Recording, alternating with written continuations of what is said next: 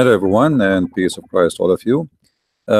Before we start, we told you before that we are going to start doing live broadcast in different channel, but look like until now, most of you do not even know about it. We will post for you the link, so please subscribe because we are going to move there, and we will do broadcast for some time in that channel. Uh, Maybe we will do a couple of broadcasts more until then, just to be sure that all of you knows about it. Today our topic is about the Quran calling us people of the book.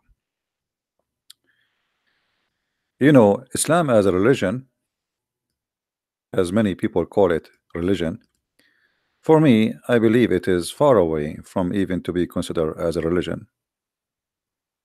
Islam is a collection of cults, not even collection of religions. And uh, Muhammad, he had to go to his origin, which is as an Arab of Quraysh, who practice pagan practice, which is the Kaaba. There was 26 Kaaba in the Arabian Peninsula, and this is just one of them. And the Kaaba was a religious place and a practice of business, because religion always was a business, especially in the Middle East. And Muhammad is a businessman, and he described his religion in the Quran as Allah told him, "Should I lead you to a commercial, a bazaar, a business?" That is the business of Allah. The Muslims believe if they touch stones in the Kaaba, those stones, there is two corners. One have the black stone and the other one called the Yemeni corner. If you touch them, they erase your sin. And we know, and no Muslim can deny, that the Muslims kissed the black stone, and Muhammad himself kissed the black stones. And this is nothing but a pagan practice, going around a room, believing in a holy room, kissing black stones. Stones erasing our sin. If this is not paganism, what is paganism then? However, our topic today is about the people of the book. If we go in the Quran and we search in this, I cannot even call it a book. The Quran is a collections of, I don't know if I can at all call it article, statement. It's very funny and very stupid book. And by the way, I will open my Pal Talk soon. If there is any Muslim, he have the courage to call me and to prove me wrong that Islam is not based in a stupid book, I will be, be happy to have you. And this is the proof, the first proof we will provide today.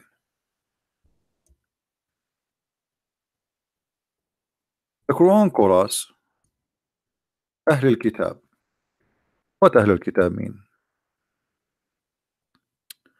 Ahl al-Kitab mean people of the book. All those verses in the front of us speaking about us as people of the scriptures. Actually, it doesn't say people of scriptures, the people of the book specifically, because scriptures not necessarily is a book. In Arabic, it says people of the book. And here I find this very funny and very stupid. Always we see Muslims accusing our book to be corrupt. Then we find a prophet look like he is not smart like the Muslims, saying that we are the people of the book. So here we have to find who is stupid in this, in this argument. The one who says our book is corrupt, or the one who says no, they are people of the book. To make it simple for the naive ones from the Muhammadan, how you call us people of the book in the same time you say to us we don't have book no more? Do we understand, guys, what I'm saying? How we are called people of the book in the time of Muhammad, and how the Muslims they say to us for 300 years, not even a single church father said the Trinity, which is a lie. It's because who is Mark and who is Luke and who is John? If those are not the church father, who is the church father? And we have hundreds of names, but they are copy paste. Somebody make a statement, they like it, they copy it, and they speak about it, but nobody even understand what he's talking about. However, I will go with the Abdul who keeps saying to us that your book is corrupt. But now that's mean you are saying to me that your prophet is mentally ill. Listen, our book is corrupt, but yet your prophet, he call us people of the book. I mean, how stupid is that? How stupid to call somebody the guy with the car, but yet he don't have a car.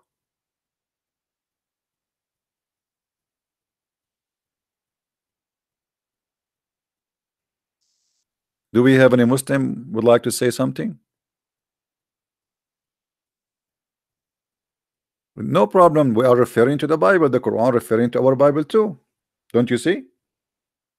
The Quran, when he call us people of the book, he is referring to our Bible. So how we are people of the book, yet we don't have a book no more? Because if we have a corrupt book, it means we don't have a book. That's stupid. That is literally stupid.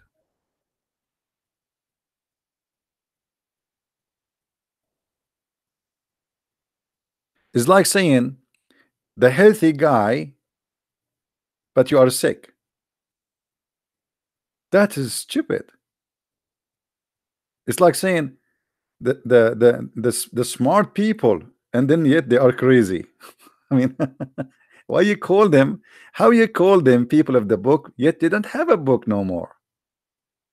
So either the Muslims today, they are corrupt people who have nothing to do with Islam, and because driven of their propaganda and agenda just to fight Christianity with any cause, with any mean, or Muhammad himself is an idiot, you do not know what he's saying.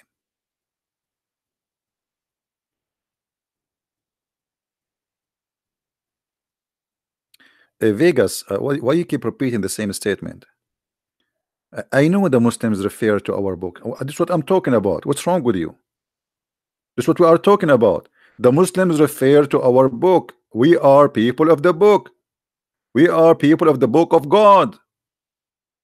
You keep saying to me they refer to our book. We know.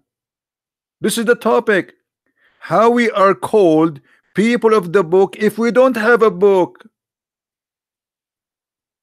Aren't they say to us 24 hours, 7 days a week, your book is gone, is corrupt, which means not exist no more? So how stupid it is to say to us you have no book no more, yet you call me people of the book.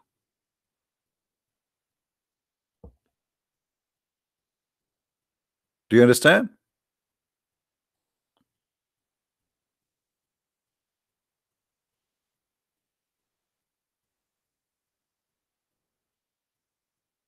Do we have any Muslim?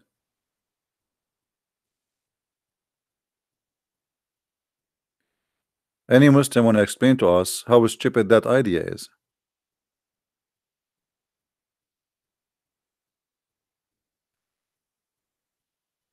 Any Muhammadan?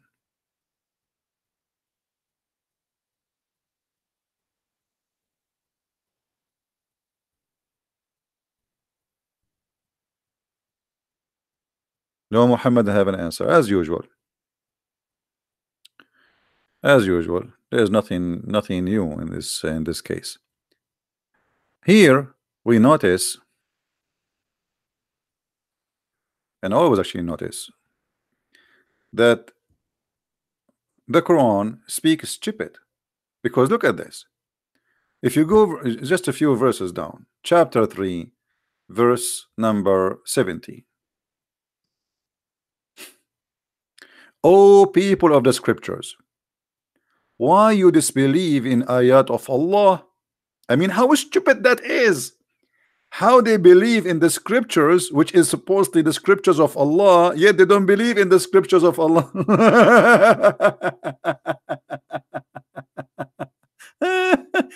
Look at this. Oh, people of the scripture. Okay, Muslim, Allah is speaking about which scriptures? The Abdul, they will say to you, he is talking about the scriptures which he sent to Isa and Moses. Okay, wonderful. That make it his scriptures, isn't it? They will say, yes, This is the scripture sent by Allah.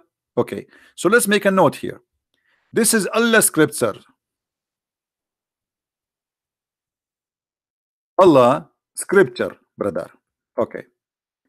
So how he call us people of the scriptures, and yet he say that we don't believe in ayat.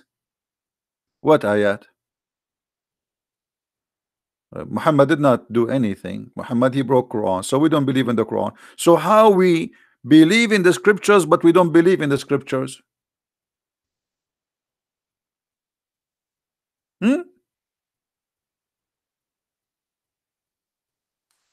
Between two brackets, the translator, he explained to you, he says the verses about Muhammad.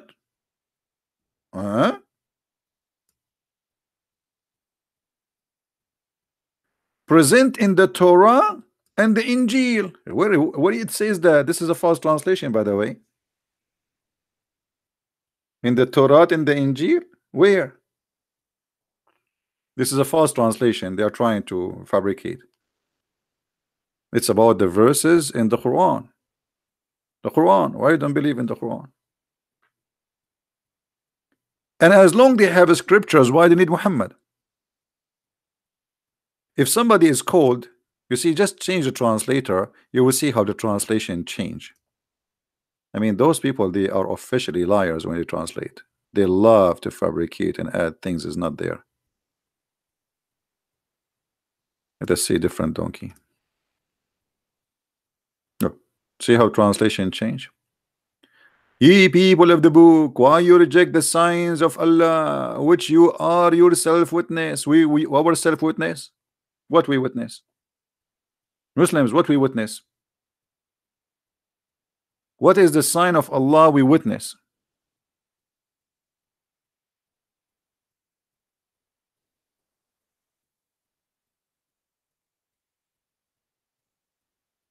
Any Muslim have an idea what this book is talking about? What signs? Like what?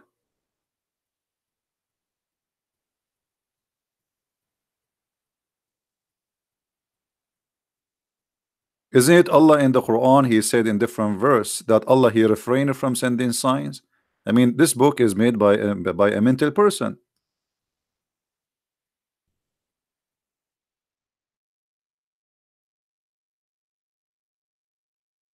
Read carefully. Chapter 17, verse number 59. And we refrain from sending the signs only because the man of a former generation treated them as false. Guys, Allah is joining the yellow vest in France. He have a strike. I will not do sign to you no more. Always I send you sign and miracles and you reject them. So Allah he have no problem to send signs with all the messengers before Muhammad, but only in the time of Muhammad, Allah he don't want to give signs no more. Okay, hold on. Is it the Muslim they say to us that the Quran itself is a sign of Allah? It's a miracle?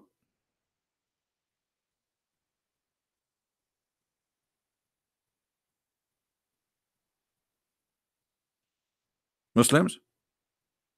How the Quran saying Allah refrained from giving sign, but the Quran itself is a miracle? Because that will be stupid. It's like saying to you, I am not going to make coffee during the time I am making coffee.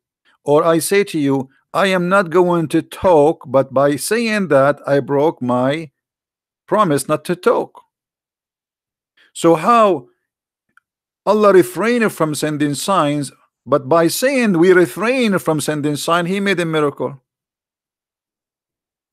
And by the way, look at this amazing miracle. They said, "You can you make Quran like this?" So if you say, "And we refrain from sending sign only because of man of former generation," that's a miracle supposedly.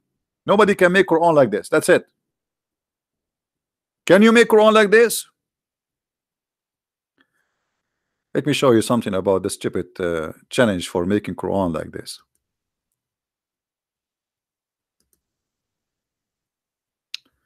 The Muslims, they keep saying to us, this is chapter 21, verse number 5. The Muhammadan keep saying, okay, can you make Quran like this? Brother, can you make Quran like this? Look what the Arab they said to Muhammad. The Arab, they are making fun of the Quran. They said this is stupid. This is like a guy suffering from illusion. It's a fraud. He's trying to make a point.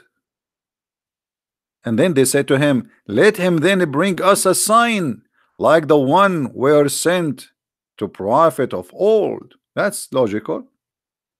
They did not like what he says, and the Quran was not amazing for them, and they were not astonished as the Muslim they say to us. They were making fun of it.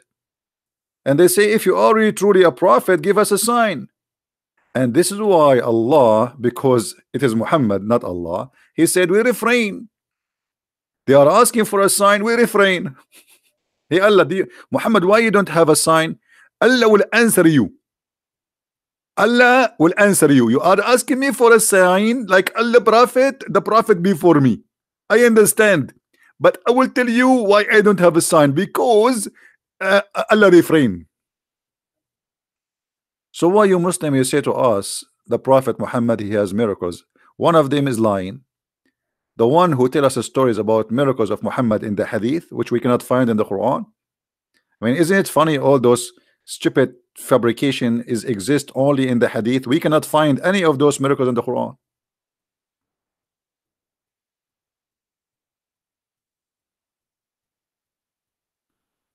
Even in the Quran, we cannot find where Muhammad he went to the seventh heaven. We cannot. There's a chapter in the Quran, it's called the chapter Al-Isra, which is our reading from now, right now. If you go to the first verse, the Muslim keep talking about Muhammad, he took in a top of a flying mule to the seventh heaven, blah blah blah, 11. But it doesn't say that. Nowhere it says that Allah he took Muhammad to the heaven. I mean, isn't it stupid? Allah he have time to tell us about Sulaiman. He heard the ant saying to the other ant, hide. He have time for that, but he have no time to tell us that he took Muhammad to heaven.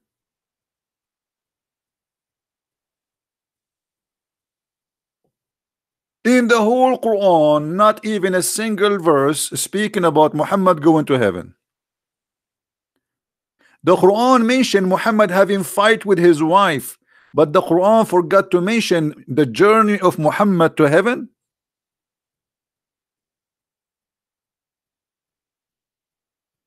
By the way, yesterday I went to heaven and came back. Don't ask me for witnesses. I always, those things happen to me when there's nobody around.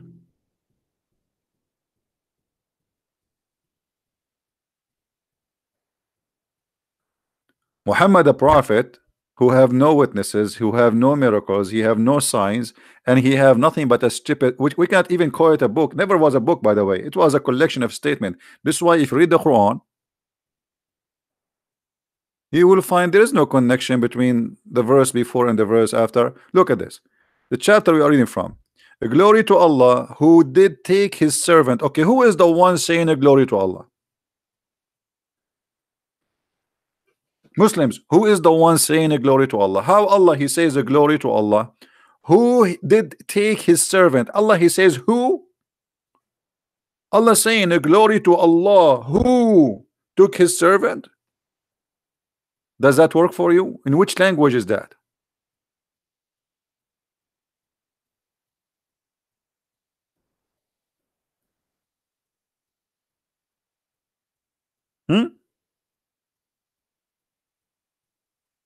Obviously the book is written by somebody and he is making a statement, and then suddenly Muhammad he jumped from him going in a journey, suddenly speaking about Moses. What Moses have to do with this? What does verse have to do with this verse?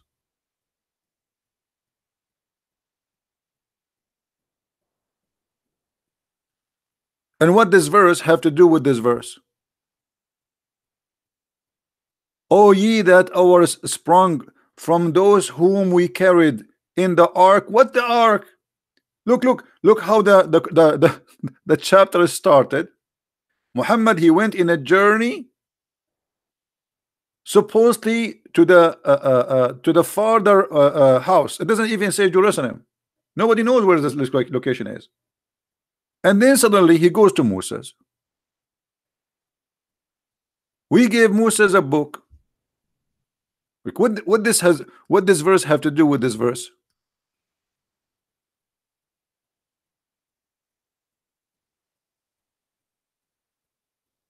Huh? What this verse have to do with this verse? Nothing. This is what they call the flight of thoughts. And this is a proof that the book cannot be even made even by a guy. His name is Muhammad. This is a collection of statements. You know, they insert them everywhere. This is why they don't make sense. And then we gave Moses the book, and then he go to the Ark of Noah. What does have to do with this? And then from the Ark of Noah, we go and talk about Israel.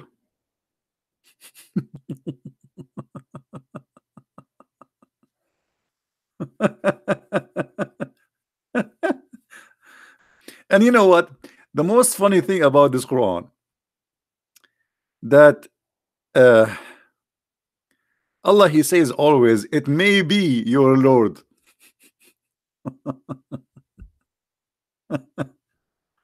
It may be. It may be. What Allah saying it may be?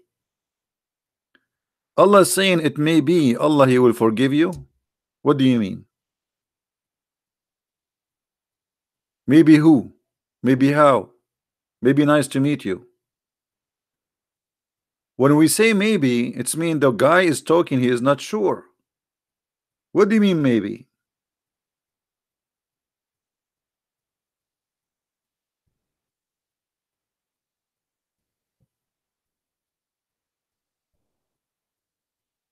Hmm?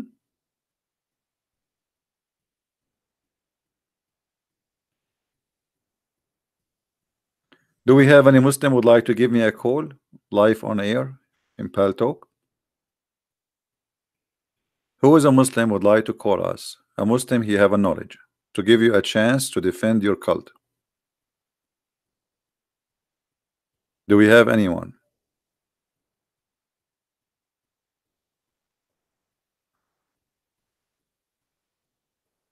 Any brave Muslim who have knowledge? Thank you guys for the nice and the kind words. We appreciate them.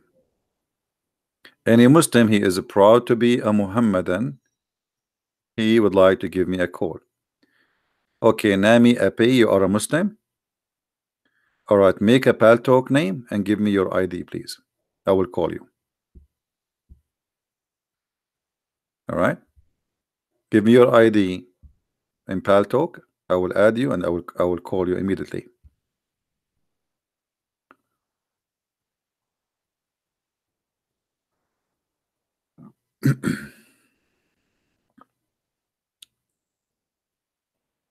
Yeah, but we need to have his name so we can call him. Any Muslim would like to speak to me live? You are more than welcome. Now here in this verse we have something stupid. Anyone notice what the stupid thing here?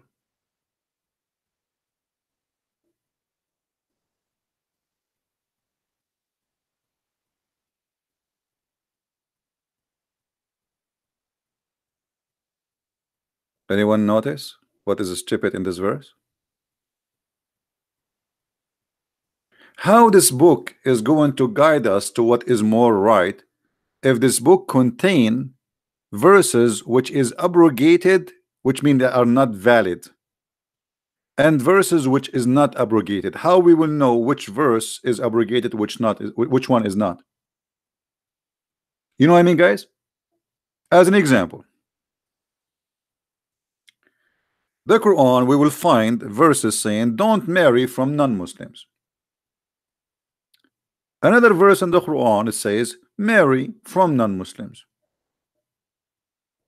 So how this book will guide us if there is a contradiction? The Muslim, they say this is not a contradiction, this is abrogation. That's wonderful. Where in the Quran it says that this verse abrogate this verse? Not only that, when you say this Quran, that's mean the Quran alone is enough for guidance, but the Quran is an empty book. As an example, where we can find the punishment for rape in the Quran? Nowhere. Where we can find the punishment for adultery for married people in the Quran? Nowhere. Where we can find that muta, which is one night stand, is forbidden in the Quran because the Quran allowed it in chapter 4 verse number 24? Nowhere. So how this Quran can be a book as a guide for the path? In fact, it is going to do the opposite. It's going to make us confused.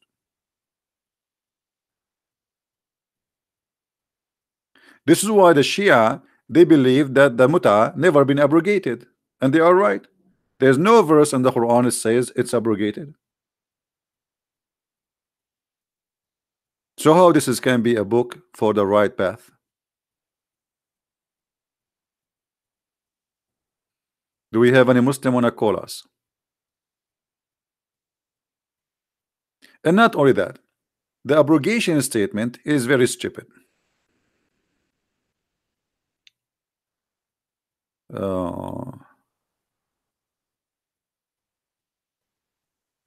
Mr. Trueheart, he can call me in Paltalk. I don't use Skype. Paltalk is for free. He can download it. The same he download Skype, he can download Paltalk. And the abrogation story in the Quran is nothing but a false excuse for a false prophet. And let me show you how that can be.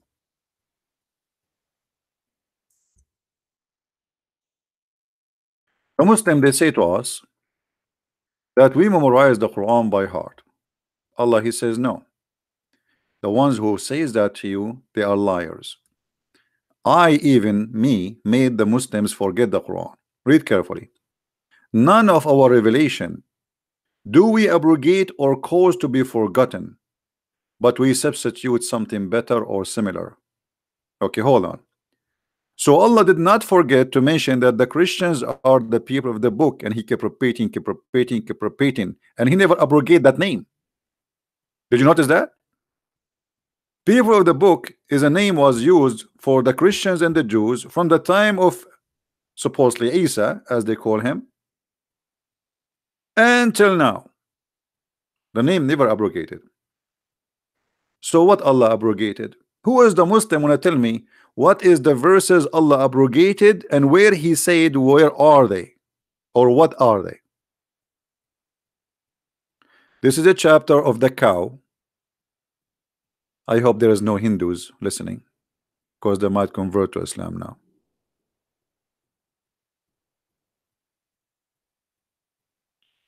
Any Muslim can tell me if this is a book which is a book of guidance, did Allah made notes that the verses, the following verse and the following verse and the following verses are abrogated?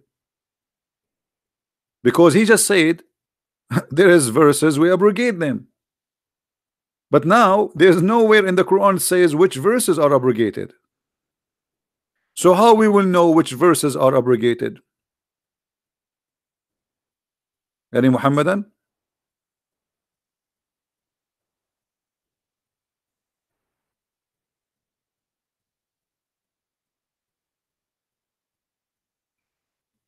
Any Muslim can tell us where in the Quran Allah he mentioned the verses which he's talking about, the abrogated one?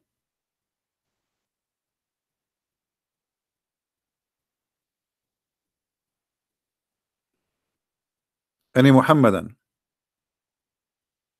You see, when I say to you that I gave you a book, okay, and now I have my books. I make an they call it edition, right? If you change something in the book, they make edition. Did Allah provide us with edition book like Quran edition? No.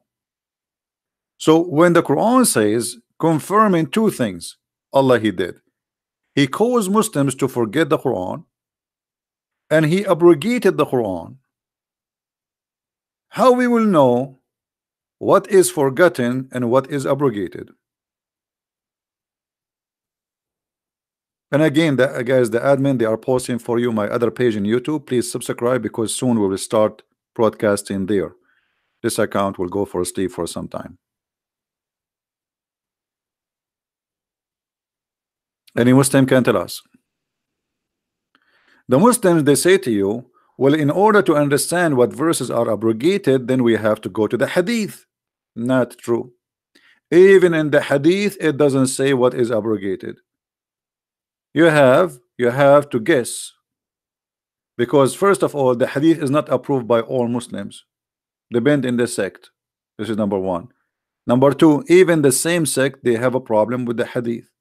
So how the hadith can be a source of Islam, but the Quran says that this book is the source of guidance?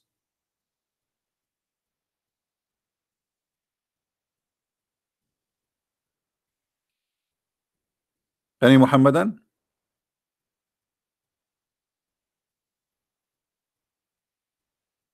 That is stupid.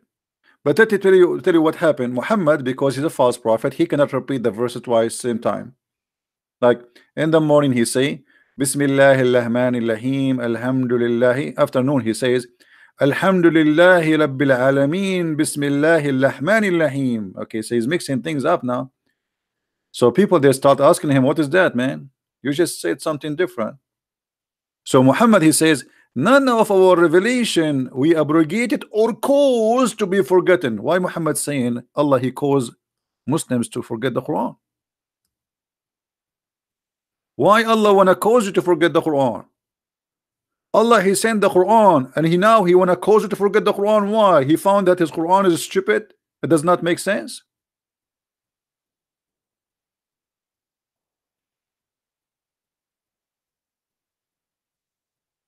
Hey Muhammad, and do you understand me?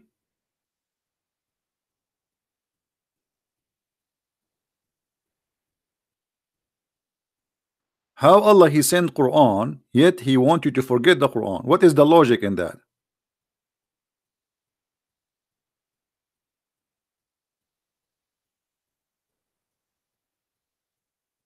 Somebody saying Bible also changed law according to time. No, this is not true. This is not true. That's a false argument. Bible never changed the law. There's a law that not come yet, and then there's a law come, which mean in the time of Noah there is no law where it says or Adam where it says you cannot marry your sister. It's not the law change.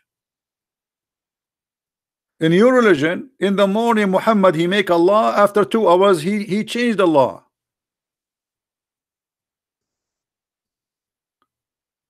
Because people, they start laughing at him. Even the Arab, they were saying, look at him, he says something in the morning, and he changed it afternoon.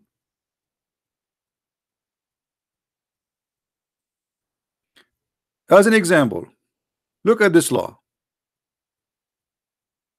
And I want Muhammad Khan, the one who is texting, to answer. Feel free to, if you want to call me in Pal Talk, Muhammad Khan, let me know.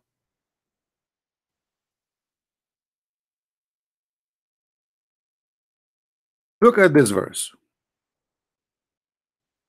Muhammad Khan, is this verse abrogated in the Quran? Who's a Muslim want to answer? Chapter 2, verse 178. Is this verse abrogated?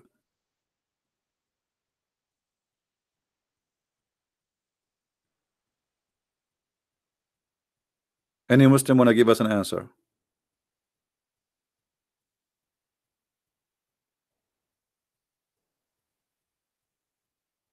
Any Muslim have the courage to say yes, no?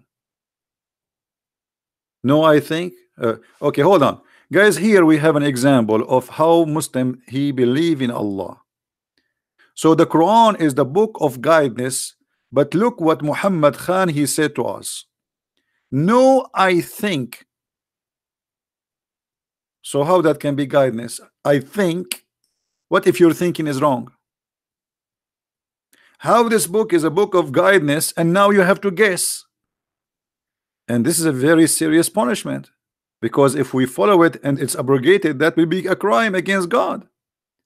If your God forbid you from following this verse anymore and you still following it, that's mean you are going to go to hell. Nice to meet you. Well, I have a bad news for you, Muhammad Khan. This verse is abrogated. You just said no, I think. Did he say, guys, no? As he think?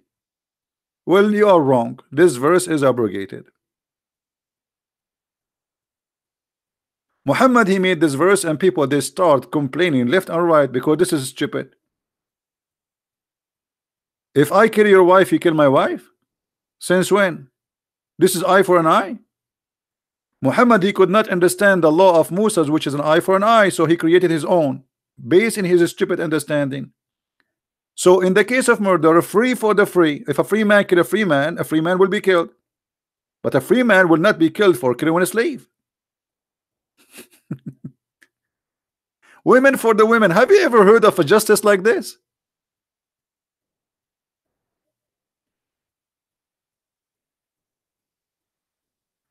Muhammad, after he made this verse, he had to abrogate it.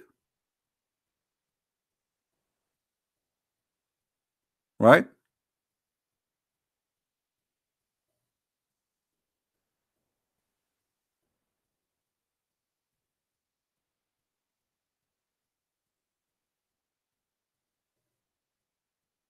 Do we have any Muslim?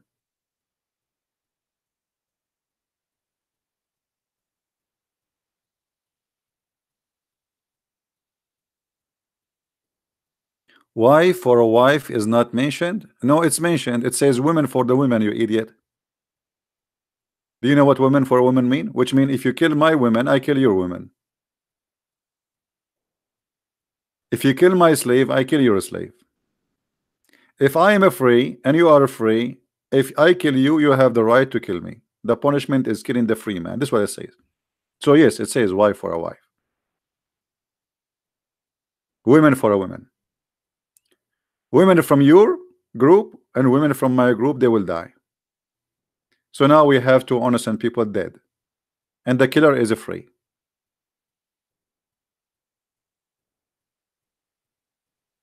And you know what? If this verse is not wrong, why Allah abrogated? This is about a murder. Did the murder change? Correct, guys? If Allah is all wise, this is a law about murder. Murder, nothing changed. I mean, murder exists in the past, exists today, exists tomorrow. People, there's criminals, they do murder. Why Allah need to change this?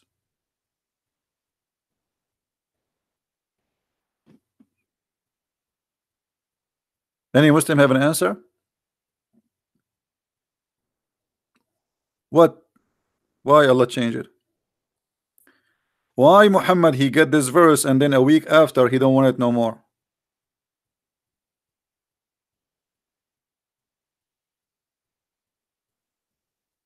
What do you mean I'm lying? Okay, let us go and read the interpretation. Shall we? Guys, I'm lying.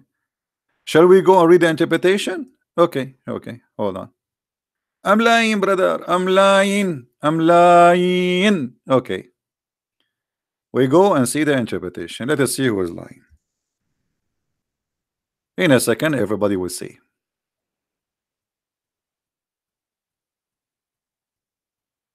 Are you ready, Abdul?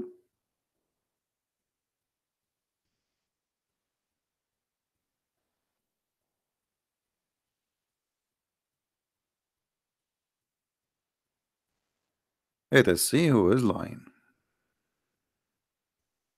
You're lying. You are lying.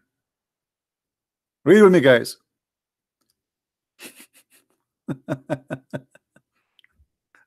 Oh, who you believe? This is Tafsir al-Jalalain.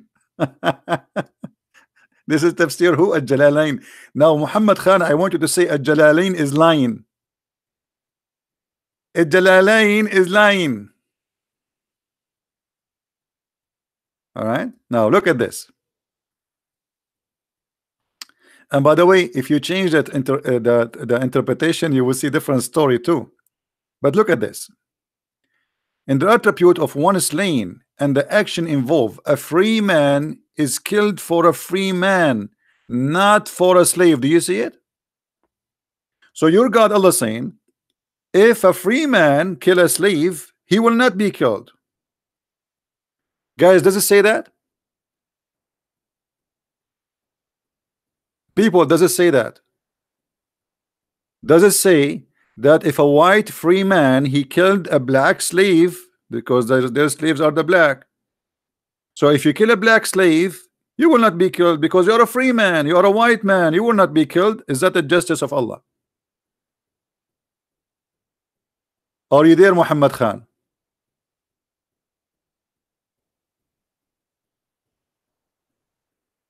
So who is going to be killed? Muhammad. Based on this, who is going to be killed? The free man, he killed the slave man. Who is going to be killed? It says a slave for a slave, and female for the female. And later Muhammad, he changed it because people they start saying to him, this is stupid. Do you see it?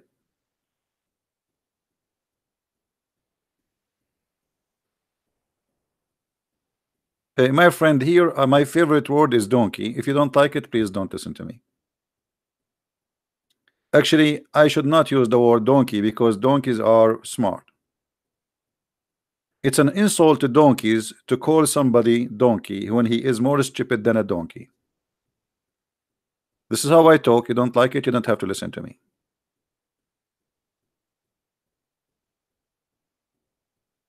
You tell me who is the donkey here.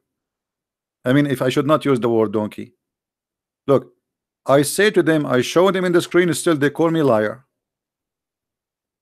So why you are upset from using the word donkey?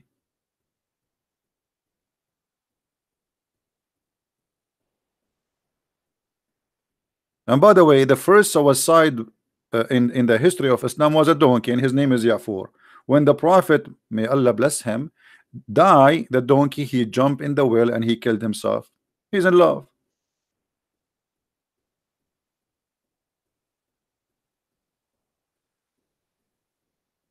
So any Muslim want to answer us? Where is the ones who keep saying to me, liar, liar? So this is you know, this is very stupid book. This is cannot be from God. I mean, what kind of God he says stupid things like this, and then what he come with an excuse, say, oh, I'm going to make you I'm going to make you forget it. I will abrogate it. But the murder is still a murder. What is the reason to abrogate this verse? What was the reason to abrogate this verse? I want any Muslim to tell me.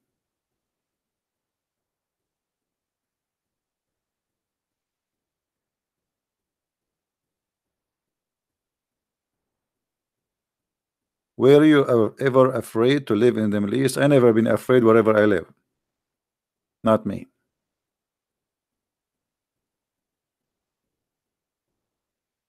No problem, no problem, Mr. Squad. But I'm just telling you how I talk. This is how I talk, what I can do. This is me. You want me to be something else? This is me. I say things as I believe. I don't put makeup. Do you want me to be politically correct? I cannot.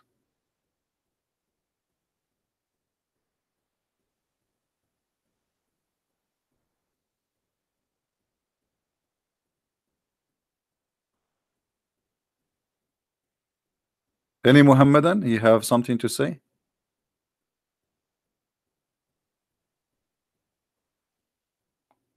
Actually, once I forced myself to be nicer, and then I could not find my keys because looked like I became a different person, and even my pocket is not my pocket no more, and my wallet is not there. I could not recognize myself. Alhamdulillah, true story. So look at this God. He make a stupid law, and when people they start complaining, he abrogate his law because Allah is very flexible. I thought this is in the Allah is making justice. Look, this is the law of equality. Do you see the verse saying after this is the law of equality? So did the equality changed?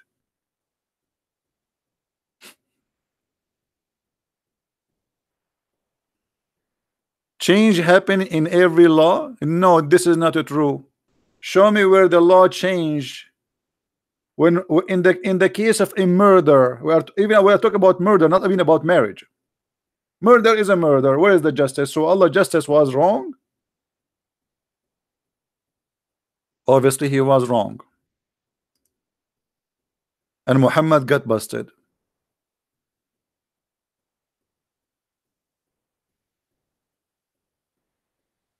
This is the law of equality. The law of equality, if I kill a female, you kill my female. And if I kill your male slave, you kill my slave. Well, nice to meet you. So now we have two victims. Right? Is the Quran was sent down by Allah and given to Muhammad? Why Muhammad is changing what Allah sent? My friend, there's nothing is called send down. What send down? There's no Allah to send down anyway. Can't you tell that this is an idiot? He's trying to make himself a prophet. He come and fabricate laws. He's trying to copy Moses, the eye for an eye. But because he don't understand what the law of Moses is, he come with his own stupidity. After he made the law, people they start complaining. This guy is like a liberal government. You know, they say something in the morning, and the afternoon people they complain about what they said, and they withdraw. Like Bernie Sanders yesterday, he says Israel is a racist government. Afternoon he says I support Israel very much, because now he noticed that he's making a big mistake. Hypocrites. They are hypocrites. Their decision, their mind, their talk change.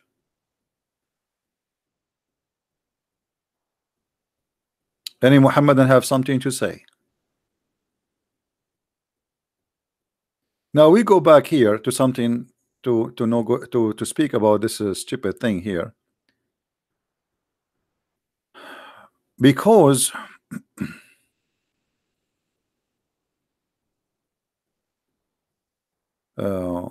why you reject the sign of Allah, but yet he don't give us the sign yet. Why you reject the sign of Allah? Here we notice something additional stupid. We mentioned it many times before, but let us repeat it again. Allah not only he calls you to forget the Quran, Allah will cause you to forget the Quran, but he will give you something better or similar. How stupid that is. Imagine you have a child, he have a toy. Huh? He's playing with a toy. You take the toy from his hand and you crush it with your feet, and then the child he start crying. You know, he says, "Don't worry, I'm going to give you something similar or even better." So why you crush the first one? If it's going to be something similar, you idiot, why you destroy the first one?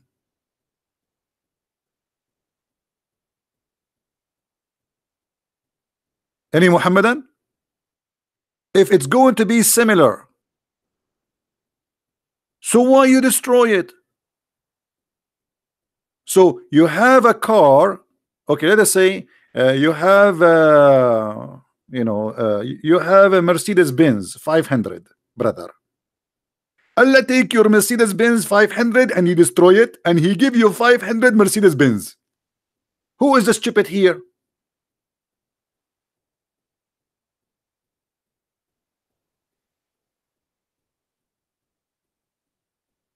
What is the excuse?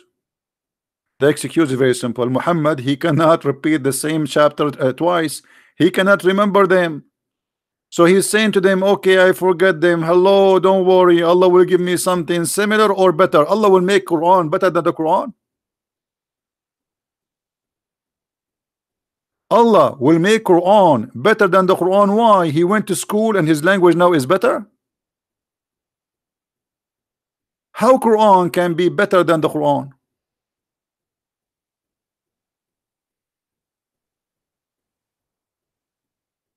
A Muslim, he want to call me, his name is Good Day.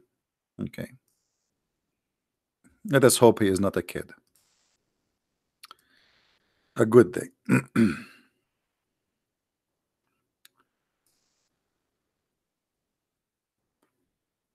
We will open Paltalk to give this Muhammadan a chance to call us.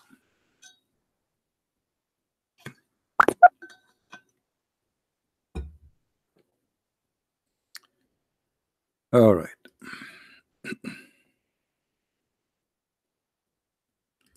Good day. I'm going to send you an ad. Please add me from your side. I'm looking for your name right now. Man, there's like a 1,000 good day. Which one is you?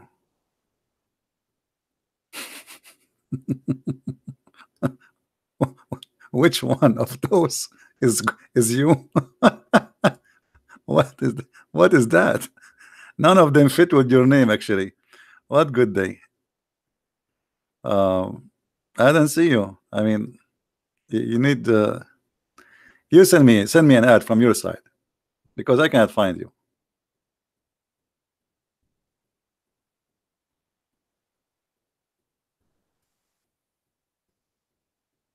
Hmm?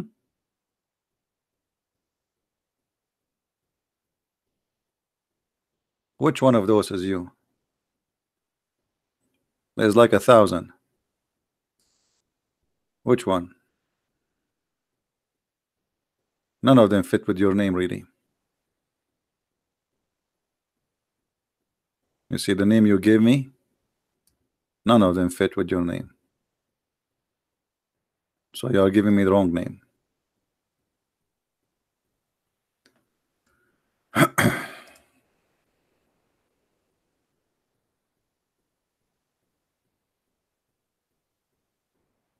Yeah, I just told you, you cannot find it. I just searched, I showed you. You send me a text message from your side. Add me.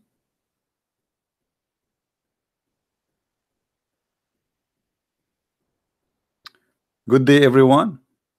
Good day, everyone. Is yours? Okay, hold on. Good day, everyone.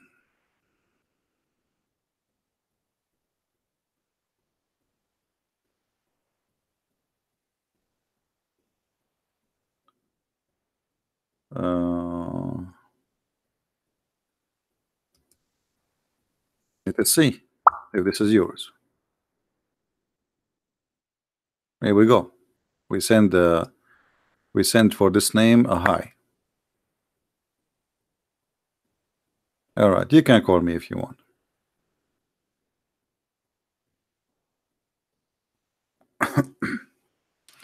Did you receive my hi?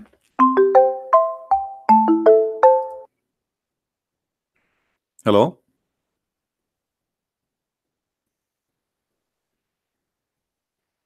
Hello? Hello, yes. All right, you hear me? Hello? Yeah, can you hear me well? Yeah, I do. Go ahead. What do you want to say to us? Okay, let me emphasize on 2 points. All right. Yesterday, I messaged you under the nickname of Iskender. All right. I am an ex-Muslim, All right. and you thought that I was playing, but actually I have one question to you, and I hope that you can answer me. All right. And the second thing, that I don't smoke. Okay. That's wonderful. So my question is regarding perfection. Perfection. Yesterday, What perfection? yeah, yesterday, I'll explain. Okay. Yesterday, I told you why God did create Lucifer as perfection, as a perfect being. And God created Lucifer as a perfect being, while he knew that this perfection What do you mean will by lead what do him. you mean what do you mean perfect being? It's stated in the Bible that Lucifer as the signet of perfection before Yeah, his falling. this is God, no, this is about God. He created an angel. The angel. He did not create Lucifer. He created the angel. yeah, The angel who himself he chose to be the bad person. So God yeah, I created know. things in perfection. Even Adam, he was created in perfection. But when he disobeyed God, the perfection is taken from his nature, which means he suffer, he die, he gets sick, etc.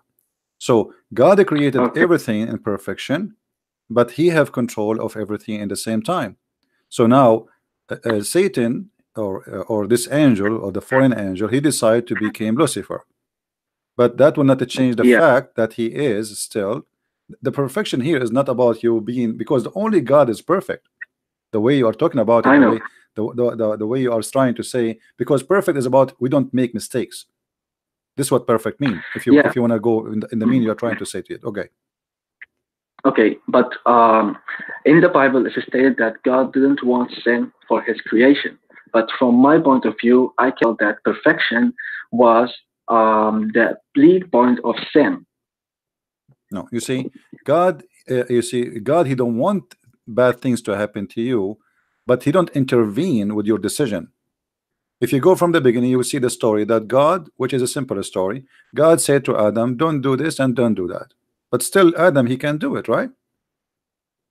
Yeah. Okay, so the perfection, God, he's given him perfection by helping him about taking decision. But still, he is free to accept the decision or to reject the decision. Yeah. Okay. And then So when by when what he I understand, yeah, by what I understand, that perfection will be given. So when someone is given the perfection, it means that he will get the knowledge of bad things no, and no, good things. nobody have the knowledge of God, and perfection have nothing to do with knowledge of God. The knowledge of Adam, the knowledge of angels still is very limited compared to God. So he gave us what we need to function in the job which supposedly we're supposed to do. So to survive, to live in the nature we are created for.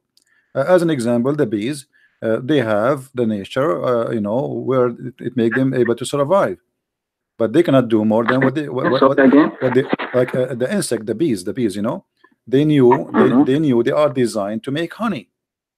You do not know how to make honey, but even though the bees are so small and maybe it mean nothing for you, but still the bees can do something you cannot do yourself, correct? Yes, yes. Okay, and you can do things the bees cannot do. Yeah. So the perfection of creation is about everything created is complete each other. So God created us, and he created the bees, he created the ants, he created the insect, he created the bacteria. Everything is a cycle of complete of perfection. But you yourself, you are not perfect.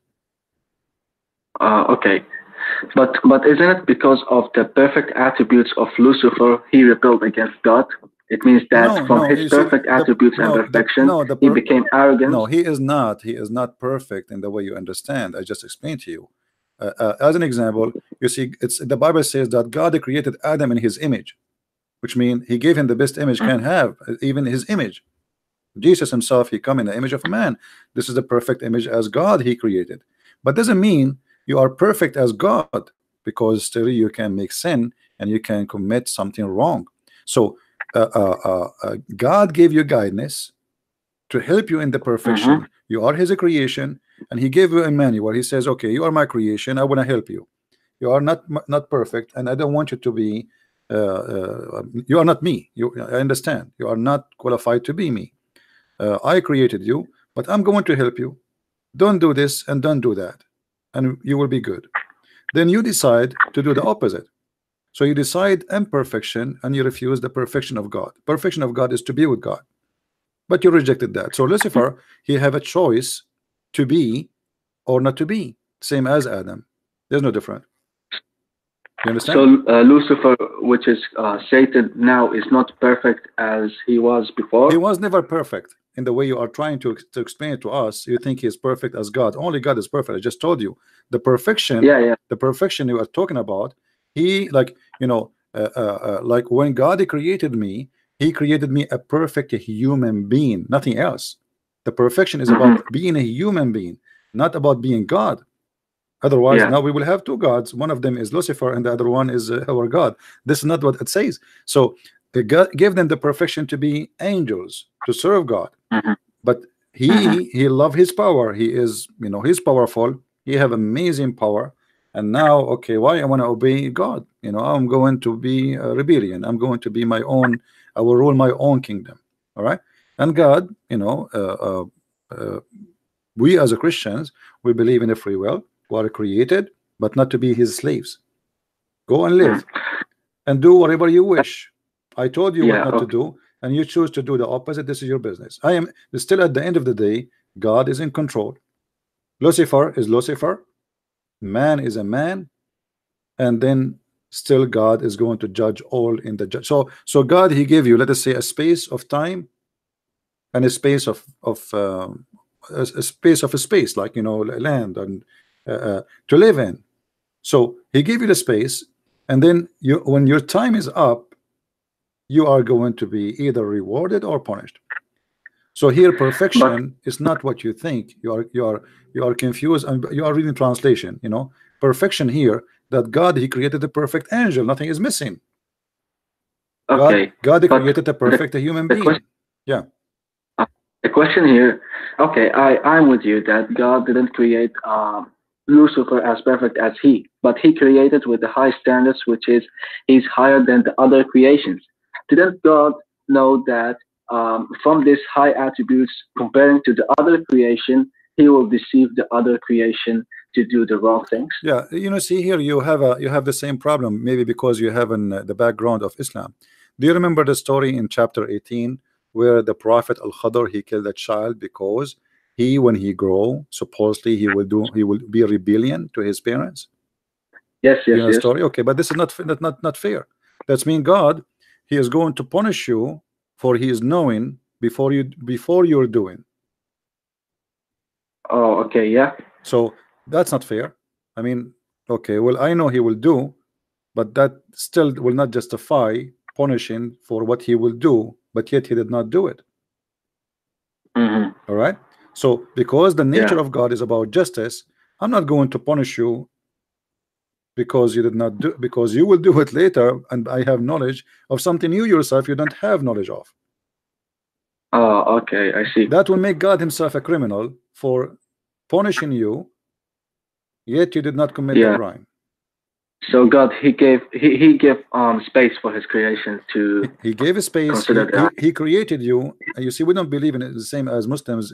Like God. The only faith we have right now, we believe in faith in certain way, very limited way, which means that God, when He created Adam, He created him first to be in heaven, to live forever. Correct? But then Yes. when Adam broke the command of God, then the fate changed from living forever to live by nature, which means your body will get old, you will get sick, you get killed, you die by cancer, you die by diseases. So you are by yourself, you are by your own. So God, he took the perfection of living forever from the human being. Yeah, okay. As a penalty, not as a reward. The God. Okay. Anything Hello? else, my friend? Yes. Anything else? The Garden of Eden was in heaven or in earth? No, the garden in Islam, the Garden of Eden is in the sky, supposedly, which is funny. But in the Bible, it was in the ground. And based on geographic understanding of names, it is close to Turkey now. But still, it was a perfect place because God It's a garden. himself. It's a garden. You see, place. God, he can make a place perfect. Doesn't matter where. Like he can make heaven exist in the middle of the desert. So it's not the place is the problem. The problem is what you did in that place.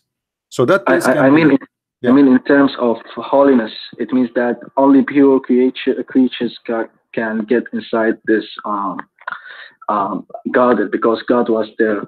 No, God is everywhere, my friend. God is not only there. You see? Don't be. I don't want to insult you, but don't be naive. You see, when the Bible speak about Adam and Eve's story, this is a very simple story to make you understand that from the beginning, the reason we are not in heaven, that human broke the command of God. Like, do you really think God he care really about eating an apple? Is that what the story is about? That's not the story. The story is about you broke his command. It's not about how big the command is. You know what I mean? Yeah. Otherwise, imagine like I have an apple in the table, and you are someone I really care for, and then I say to you, don't eat the apple, and you eat the apple. That's not really a reason to be, but because you broke the command. It's not about the apple. You broke the command, and that intention of that breaking the command is to be equal to God. If you remember the story from the Bible, as long as you did read, it says that Satan, he told them that if you eat from it, you will have the knowledge of God. Correct? So not only they broke the command, their intention is to be the same as Lucifer. I see. Yeah. So when you read a story, don't be like a child who is trying to think it's a cartoon. The Bible is a very deep book, but there's things is written in a simple way in order for us to analyze the information. Otherwise, imagine if God want to write for us how he created the bees. You need maybe 10 books. Oh yeah. The eyes alone is amazing. So the Bible is not meant to explain what God he did exactly step by step, but it's to summarize what you should avoid so you can live and you can go back to heaven. The book is not meant to tell us really the details of every single day happen in the past, but it is about what you do so you can come back to me. Okay, I see. All right. Yeah. The term fallen people or fallen creatures is it applied to the people who believe in the biblical belief or just for the Muslims? You see, fallen, you know, we are fallen since Adam fall. That's it, because we are out of heaven and we are born out of heaven. So in order to go back to heaven, we have to get our way, and the Bible gives us the details how to get back. So now you have a freedom of a choice. Either you want to go or you don't want to go. If you accept it, you go. If you don't, so all of us, we are the Bible confirmed that me and you and everybody, we are sinners. So every human is a sinner, and he is short of a grace, short of holiness. And in order to get back to where he used to be, he have to go back to be the same as Adam was before he commits sin. In terms of spirituality, because you said that Adam was created in the Garden of Eden, which is in earth. So yes. I can't say that he was fallen from heaven. No, the fall is not about falling from heaven or from where. The fall is you fall into hell.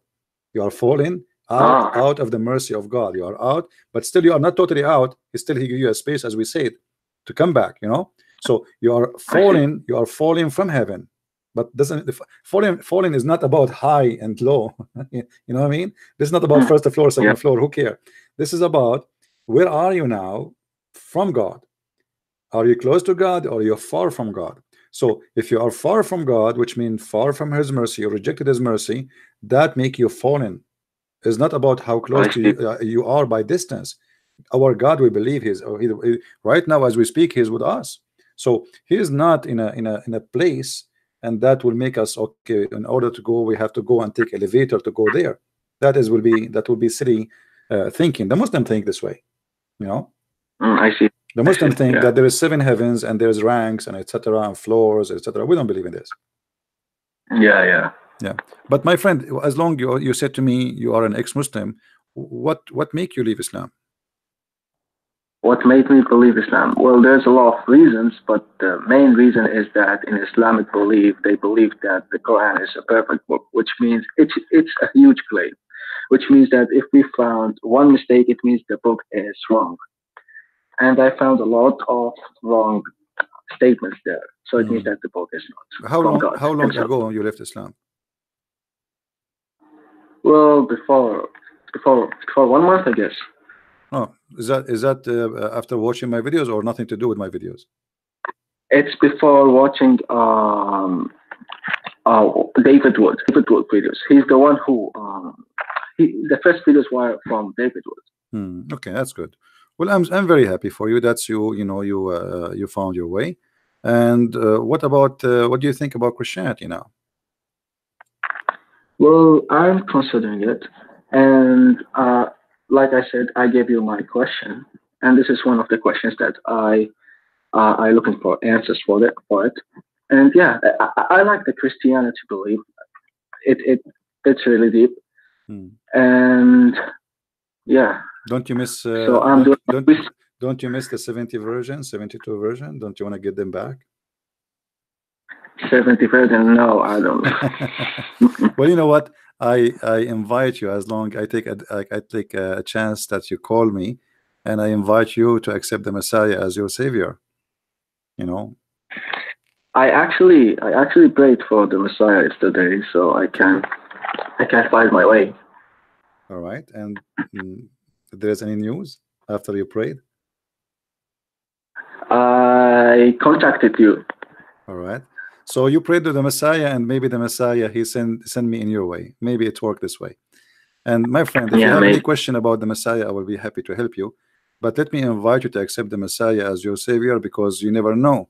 You see, God, he gave us a space, as we said, time and a space, but our time might be taken from us any moment. And there's no guarantee that you will have time for tomorrow. So for me, I take advantage of this time So I might be able to help you to accept the Messiah. So I invite you right now to accept the Messiah as your Savior. Already you pray to the Messiah. That's mean you believe in him. Because I will not pray to someone I believe he is a lie.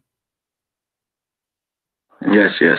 So why It's a huge step for my life. So why you don't say yeah, why you don't accept him? I mean, you prayed to him already.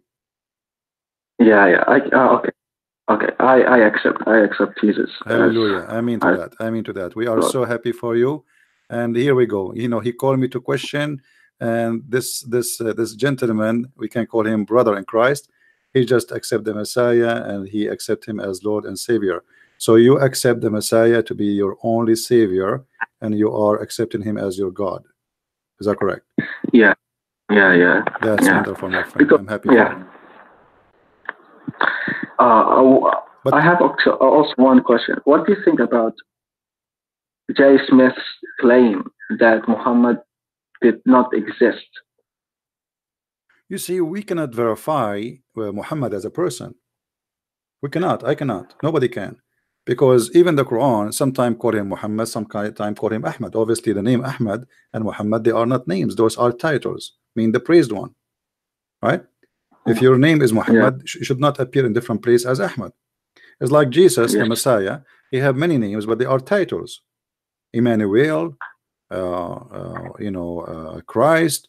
Those are titles. Those are not really names. His yes, name is yes. Yeshua. So the name should not change if it's a name. But obviously Yeah, Muhammad as a person, we do not know who is he. Based on yes, Muslim books, which is written long after Muhammad, we can go and say, okay, they are saying that there's a person who was living in Mecca, etc. But even Mecca, we cannot find any proof of existence, during the time of Muhammad. yeah. You know, Hmm. so J. Smith, by the way, he is not making the claim. He is taking a study of a historian who did his own search. In the beginning, actually, I saw this historian. I saw J. Smith presentation. In the beginning, I refused what he said because he was saying about that the direction of the mosque. But Yeah, some of those mosques, I look at them, they are not built to be a mosque. They were facing the wrong direction, not the Qibla, because in the beginning they were not built as a mosque. So based on that alone, I will not accept.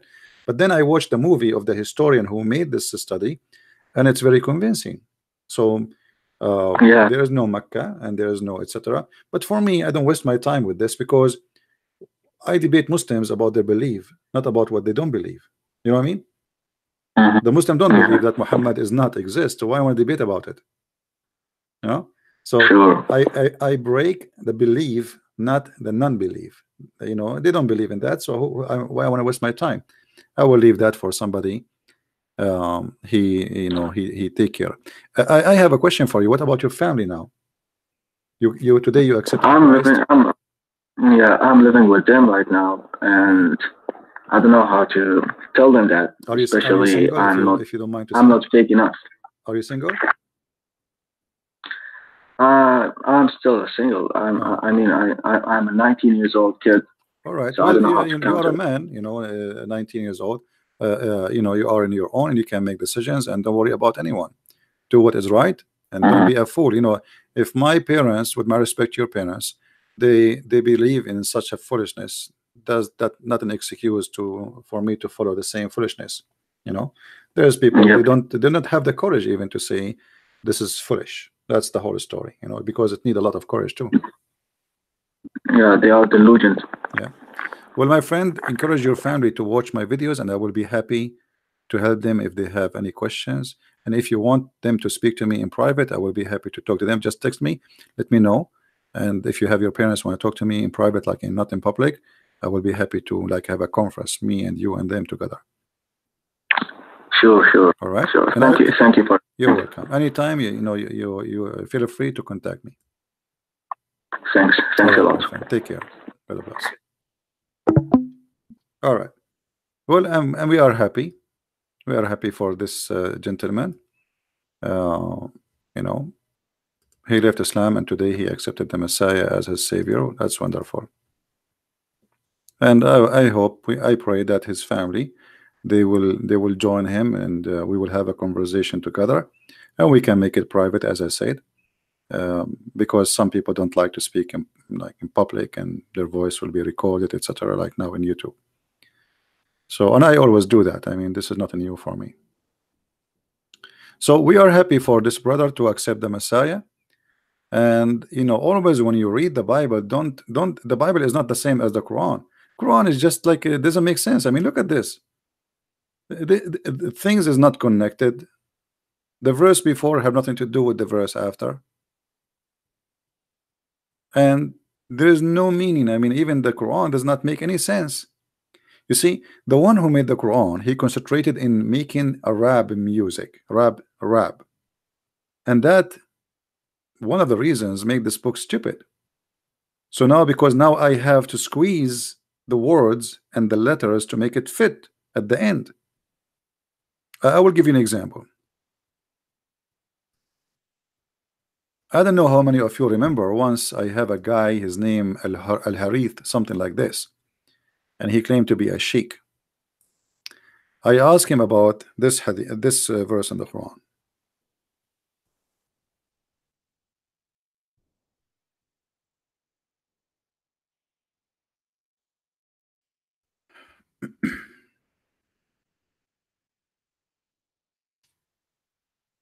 If you go in this chapter, the chapter of Al-Qadr. Qadr mean destiny. We were talking with this brother about destiny.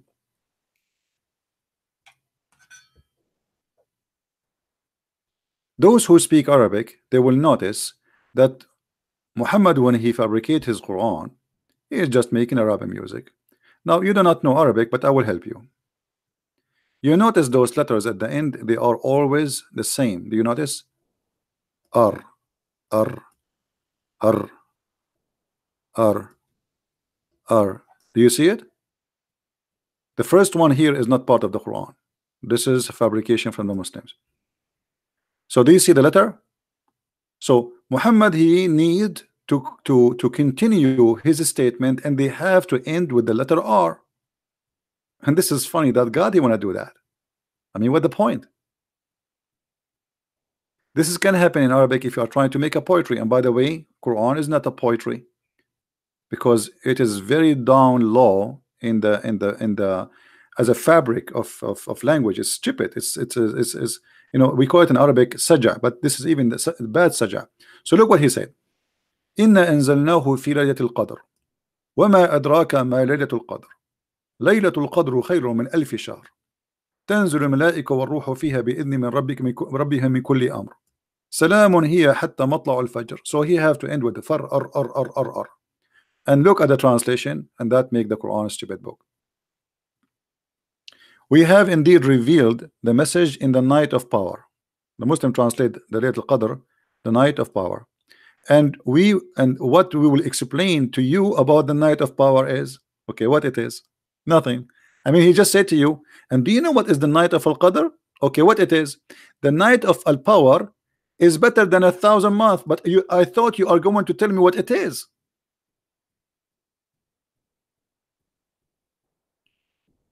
And how stupid to say that this night is better than 1,000 months. Anyone knows how many years 1,000 months is?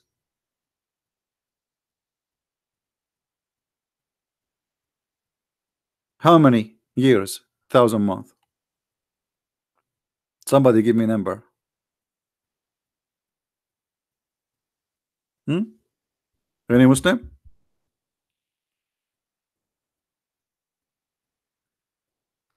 The Muslims believe if you pray in this night as if you prayed for 83 years.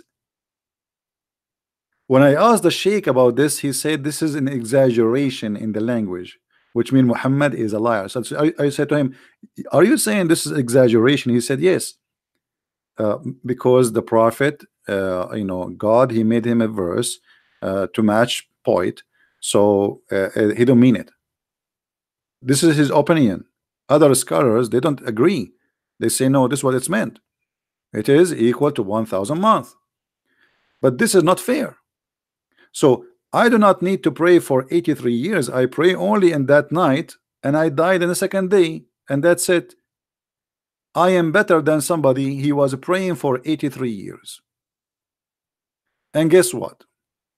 Muslims do not know where this night is.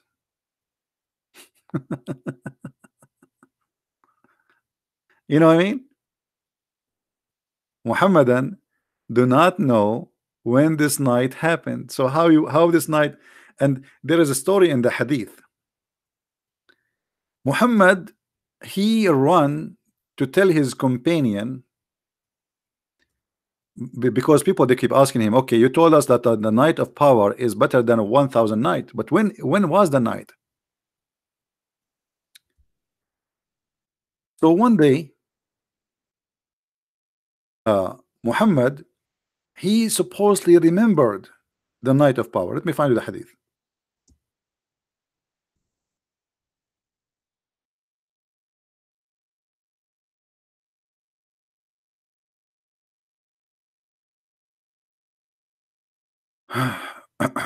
Just to show you how we get Muhammad busted.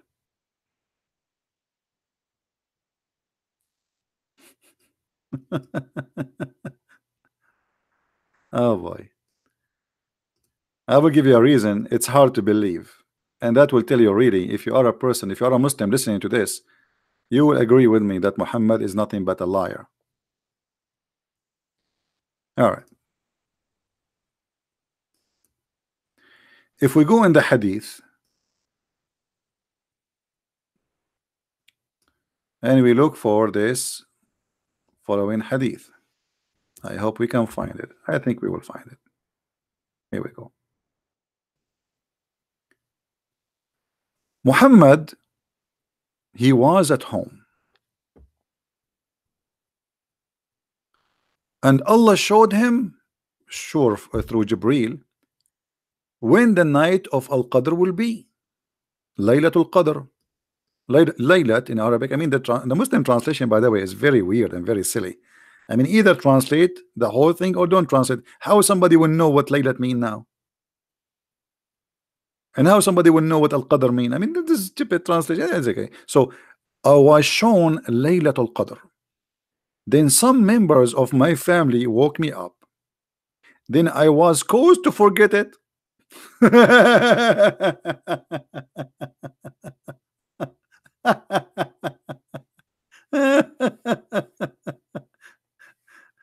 Hello? Any Muslim is there? So Allah, he showed him Laylatul Qadr and somebody wake him up and he forgot it. So why Allah show it to him? Huh? Muhammadan?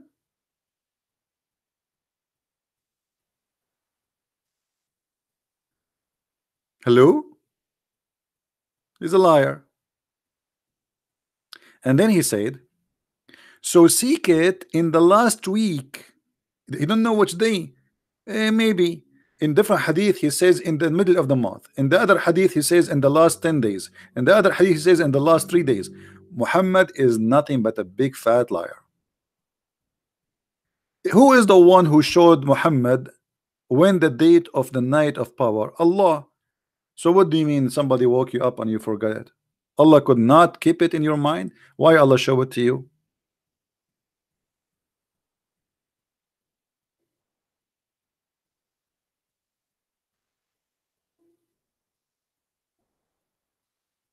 Any Muslim? Any Muhammadan?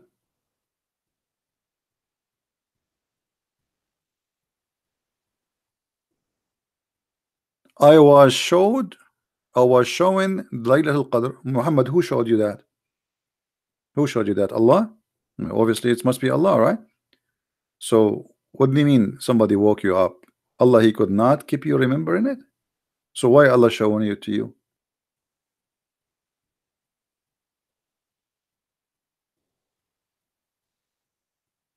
And they cannot say this is a weak hadith. This is Sahih Muslim. But anyway, anything you give them, they will say to you it is wrong and we will reject and etc. You know? Imagine, may the Lord forgive me for comparing. Imagine Jesus says that.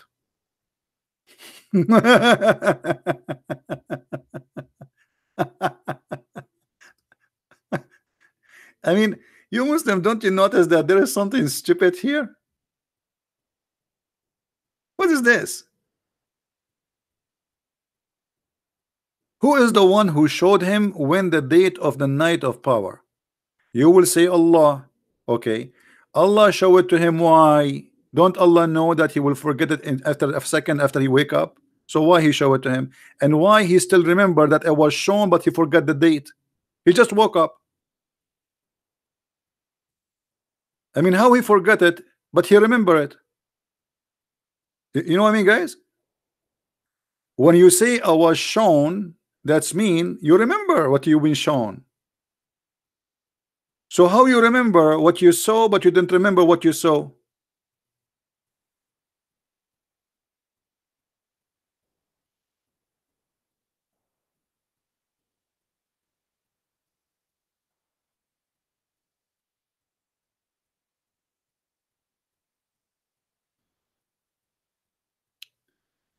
If we ask the Muslims, they say, who is a Muslim in the chat?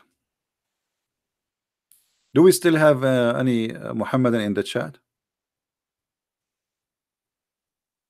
Do Muhammad forget Quran too, or only forget those things?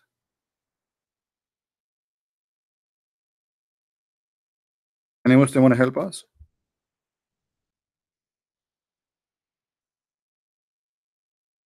Do Muhammad forget Quran, or he only forget this thing? Any Muslim want to say something?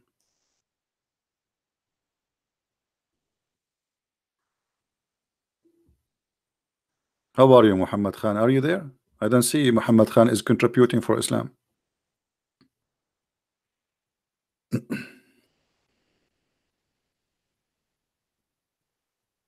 Did Muhammad forget Quran? Any Muslim want to help me? Muhammad Khan, are you there? Did Muhammad forget Quran? Okay, Muhammad Khan, he forgot Quran. Okay, why he forgot Quran? Guys, Muhammad Khan, he said Muhammad, he forgot the Quran. Nope. No, repeat again. I give me one sentence to be sure what is your answer.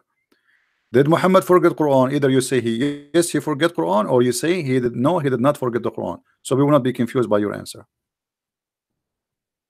Waiting for your answer, Muhammad Khan, and any Muslim. Did Muhammad forget Quran?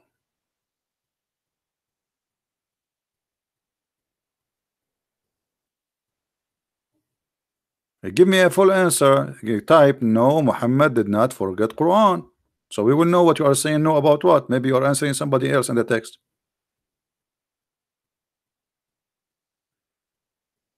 Who is a Muslim want to give me a full answer? No, it's Allah will. Okay, he's right. He's right. It's Allah will that Muhammad will not forget the Quran. Guys, did you see? Muhammad Khan, he just confirmed to us that it is Allah will that Muhammad will not forget the Quran. This is his answer. Read with me. No, and he have a big no for you, not small no. I mean, this is a big no. You can take it and make a print of it and put it in the wall next to the picture of the Kaaba. No. Why? Because it is Allah will. So what is Allah will?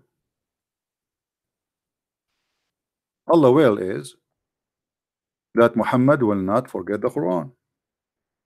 Do you agree, Muhammad Khan? That Allah will that Muhammad will not forget the Quran?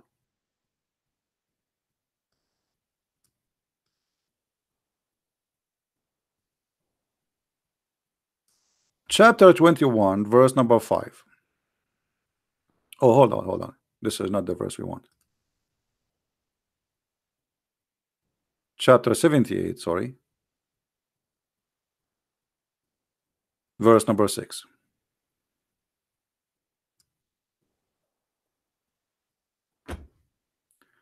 We will give you Quran and you will not forget. Do you see the verse? Guys, do you see the verse? We will give you Quran and you will not forget. Do you agree, Muslim, with this verse? So if Muhammad forget Quran, That's mean Muhammad, he proved to us that he is a false prophet.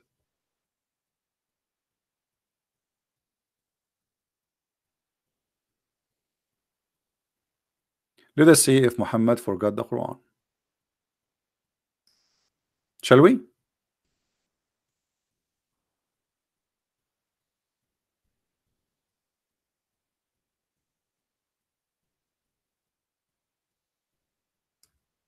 Let us try to find the hadith.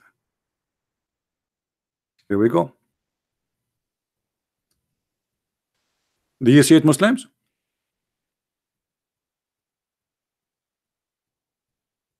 Muslim, do you see it? Does it say that your prophet, he forgot the Quran? But the Quran said, as Nu'man Khan, he said, no, because he will not forget, because it is Allah will. So how Allah, he said to him, you will never forget the Quran, yet the hadith says that Muhammad, he forgot the Quran.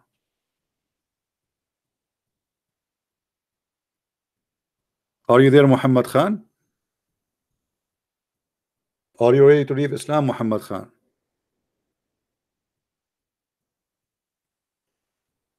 Muhammad, don't hesitate, my friend.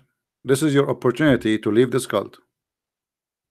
It's obvious. It's in front of you. It is you who said to me, no, he did not forget the Quran because it's Allah will. And we showed you the verse and we said we agree with you. The Quran says, Allah said Muhammad will never forget the Quran. Muhammad said he forgot the Quran. So what do you say? No, I don't want to leave Islam. I want you to leave lies. This is a lie. You want to stay as a Muslim, believe in lies? It's up to you. For me, I reject lies. Obviously, this guy is a liar. In the Quran, he says, Allah, and you are the one who agreed. Allah, he assured him, he made a decision that he will not forget Quran. Here he's saying, I forgot Quran. So what we will do now? You want to stay as a Muslim?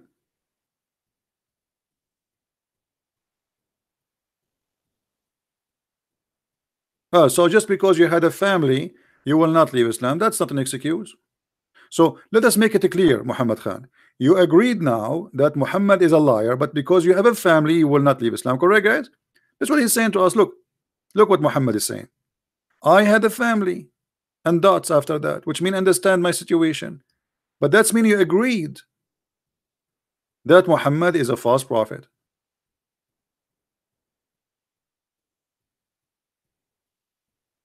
But you had a family, which mean, you know, that will cause me trouble. So I'm not going, you know, understand my situation. I understand your situation. But for me, by what you said, I know now that you left Islam. Correct, guys? By saying I had a family, you just agreed that you are leaving Islam. Good for you. And I pray that soon you will accept the Messiah as your Savior. That's wonderful. You enter the chat with us as a Muslim, and after 2 hours you are out of Islam. Who's next?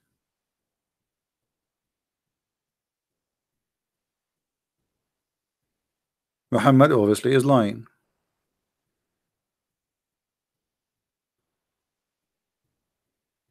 Look at this Muhammad, and he's saying the contact explain itself.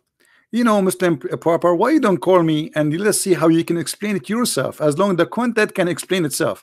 I want to see you how you can make it explained. I mean, how funny when you say that. If the Quran itself in chapter 3 says that nobody understand the Quran save Allah, and now you are saying the contact explain itself. You will not forget unless I make you forget. It doesn't say that, guys. Where it says, where in the verse it says, you will not forget unless I make you forget.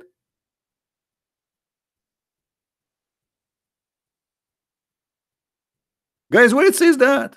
Anybody can see me, show me where it says that Allah will make you say, will make you forget?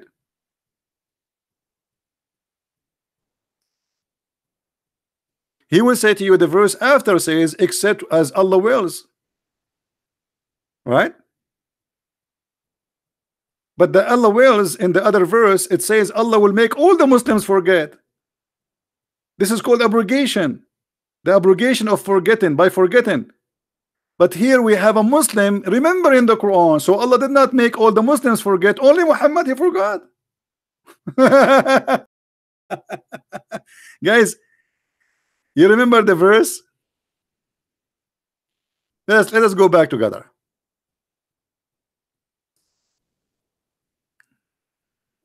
Let us go back together so we can laugh.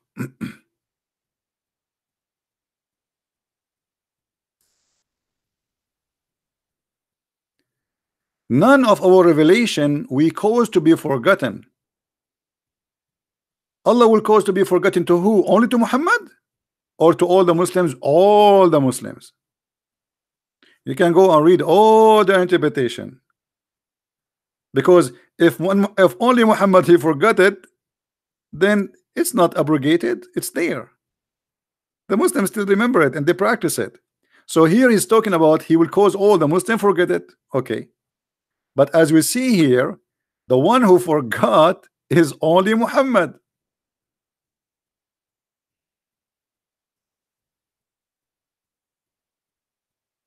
What do you say?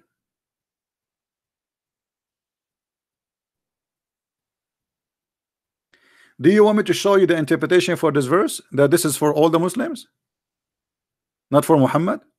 All the Muslim will forget. The abrogation will happen to all the Muslim, not only Muhammad, unless you are saying to me Allah abrogated verses only for Muhammad. That will be funny, isn't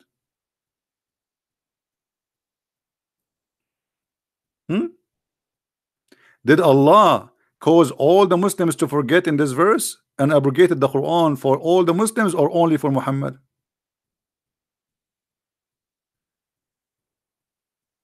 Are you there, paper Muslim?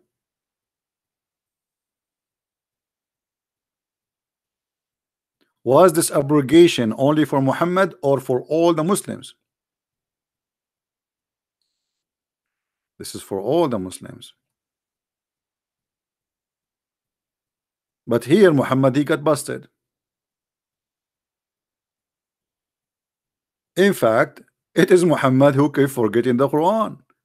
And Muhammad, in order to cover his ass, he come with this verse, fabricating it, says, well, Allah has caused me to forget the Quran.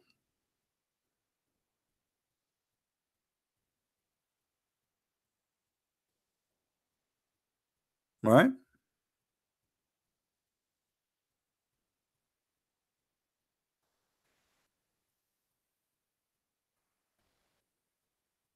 Do we have any Muslim have any comment?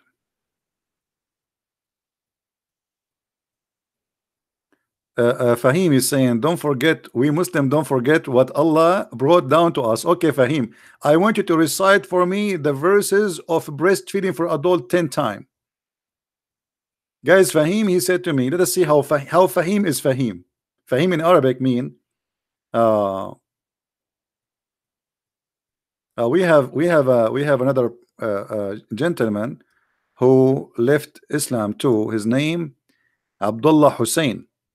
He said, I am also an ex-Muslim. I left Islam a while ago and now I am studying the Christian faith, and we are happy for you, my friend. Now we go back to Fahim. Fahim, he said, let us see where Fahim what he said. He said, we Muslims, we don't forget. Let me see where he said that. Hold on.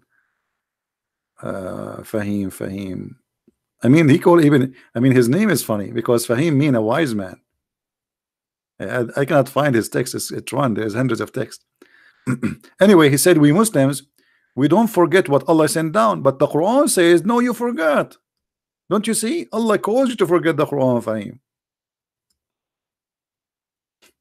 Are you saying Allah is a liar? Fahim, he said, we Muslim, we don't forget what Allah he sent down to us. The Quran says, you are lying. Muhammad Khan is an ex-Muslim too. Wonderful. Muhammad Khan, he decided to leave Islam. Okay. Look like today we have a wave of people leaving Islam. That's wonderful. All right. Who is next?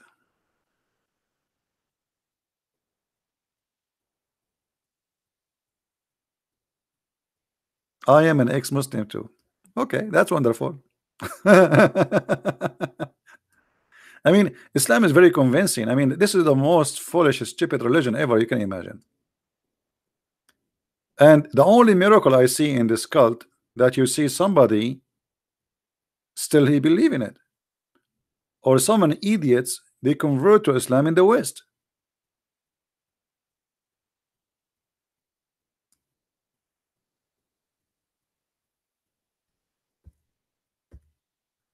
Do we have any Muslim would like to? I don't know. Are we out of Muslim today? All of them they left Islam. Fahim is next. Fahim is next, but Fahim is slow. The food he's eating is not helping.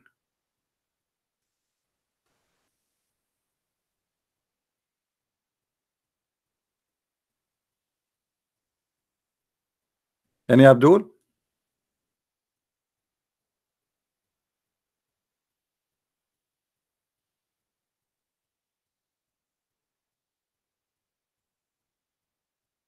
This verse alone is enough to prove Muhammad is a fake prophet. Allah caused him to forget Quran. I mean, how silly is that? The Muslim, he keeps spending the day, you know, and then Allah make you forget the Quran. As simple as that. Why? Who's a Muslim want to tell me why Allah he caused you to forget the Quran? What is the wisdom behind that? Did he find something wrong in it? He don't want you to remember what happened yesterday? What happened in Vegas stay in Vegas?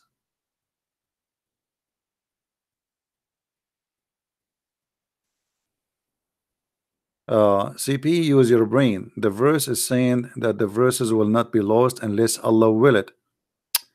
Hold on. Where it says will not be lost unless Allah will it. Guys, what is that? And why? This is the question. I will go with you.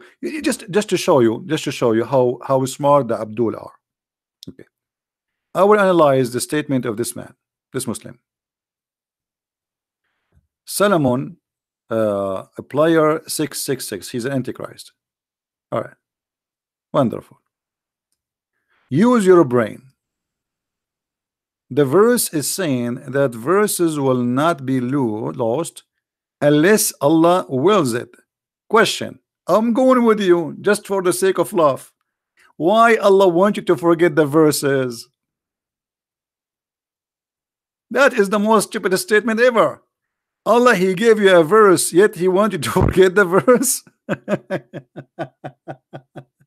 And then the verse is not saying that Allah will give all the Muslims magical memory. Muslims had to learn and remember. Now, hold on. So how you say you Muslims, you say to us that we Muslims, we preserve the Quran in our chest. You just prove to me that you Muslims, you lie to us, because now you are taking the opposite defense. You are saying to me, no, we Muslims, we forget.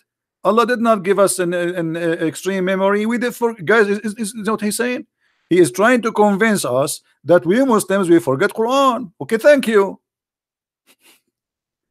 But this is totally the opposite of what you say. If we change the topic, if we say to you, was the Quran preserved? You say, yes, it's memorized it, brother. We memorize it. Allah never wrote the Quran. How you get the Quran? You say, we memorize it. But now you are saying to me, well, we Muslims will forget the Quran. And this is what we are saying. You are saying to me that Allah did not give us perfect memory, but this is not the reason. Allah said in the Quran, I will cause you to forget the Quran, which means it doesn't matter you have a perfect memory or not. I will cause you. He will not cause you to forget all the Quran. He will cause you to forget the Quran he don't want. How you can answer that? Why Allah want you to forget the Quran? It's not you forgetting the Quran, it's Allah causing you to forget the Quran. Guys, does it say or cause to be forgotten? Does it say that? So we as a human, we forget. That's normal, that's true. But here is, this is not about normal things happen to people. This is about somebody, his name is Allah. He will cause you to forget the Quran. The question, why?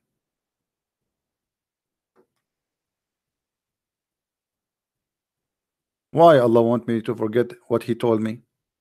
So Allah, he come to me and he says, my name is Zakir Naik, and I'm going to teach you teeth kebab, and today we are going to give you the recipe of how to make hummus. And then Allah, his name is Zakir Naik, he make me forget what he said to me 5 minutes ago. Why? What is the wisdom behind that?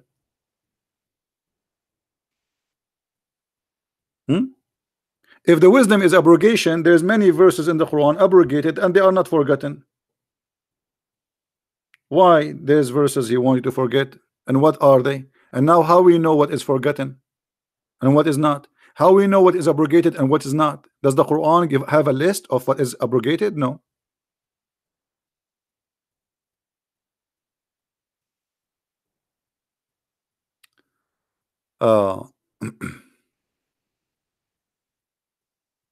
Guys, look at this. Look at this. I'm sorry, I'm sharing your text just for fun. You are an idiot. Read my reply. No, Allah is talking about verses being lost. Verses being lost. You use your brain. Okay, what is the verses being lost? I mean, who is the stupid here, guys? This guy keeps saying to us, verses being lost. You just said, guy, did he say verses being lost? Did he just say verse being lost? That means the Quran is not preserved. This is your words. This is have nothing to do with people. Is it the Quran given to the people? Who is the one who lost them? Allah?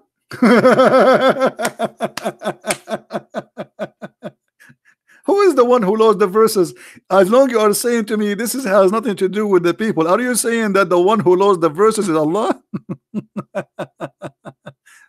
Let us give a call to Allah and ask him if he found the verses. Maybe after 1400 years he did some cleaning in the house, and maybe he found them under the cushion, or in the couch, or under his underwear.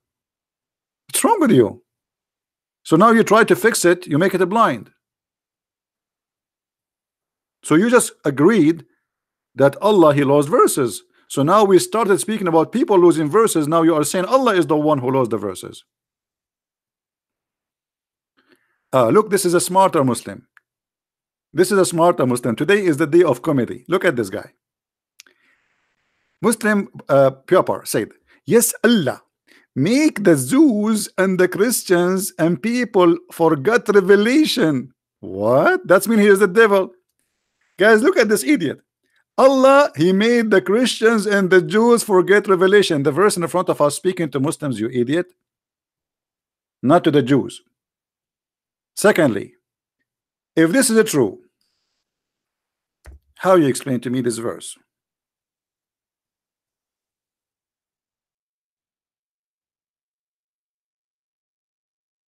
And everybody will be laughing at you in a second.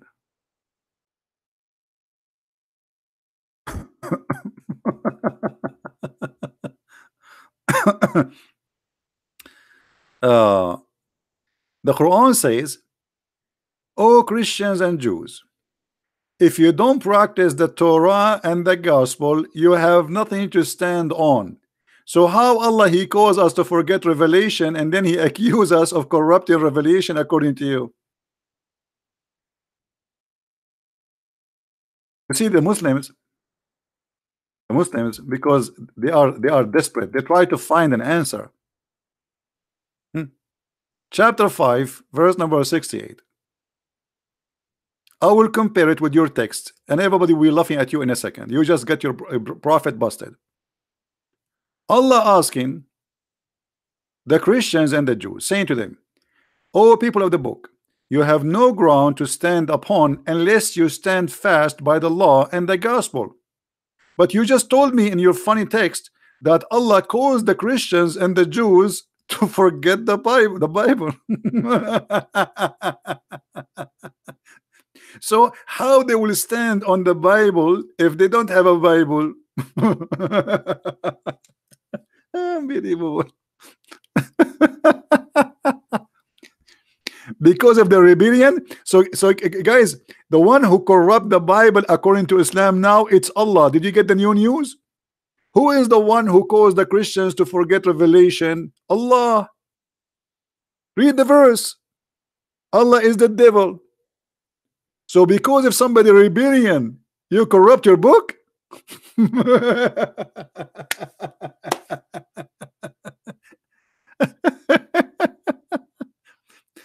And in the same time, Allah saying to the Christians and the Jews, you better follow the book, but He caused them to forget the book. A proper Muslim, why you don't call me, man? You can be the best comedy for today. I am thick. What? They forgot all of the scriptures. No, they forgot some of the revelation. Okay, look at this, is stupid. They forgot all, not all, some of the scriptures. Hold on. But your God saying you have to stand upon the Torah, all the Torah, and the gospel, all the gospel. So if they forgot some of it, how is asking them to practice it? Abdul? And again, we go back to zero. What kind of a stupid God? He sent the book. He wants us to forget it. I mean, this is stupid. Secondly, the verse we are seeing in front of us have nothing to do with the Christians and the Jews, and you are a big fat liar. And this is my challenge for you. Show me one interpretation saying that this is about the Jews and about the Christians. This is not about abrogation of the Quran. Can you? Shall we? Hello? Hello? You see, I honestly feel so sorry for Allah.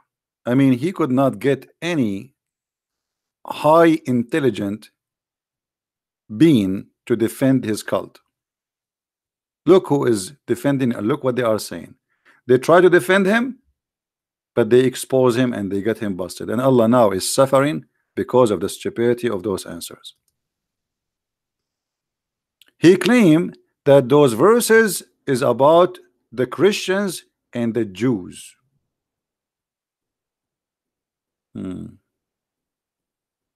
Let us get him busted, shall we, guys? Guys, should we get him busted? Give me okay. Is it time to hit him in the head without violence? Shall we? Let us get you busted. All right.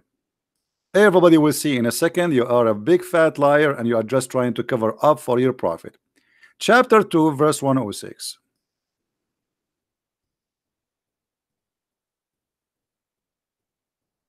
Everybody will be laughing at you in a second.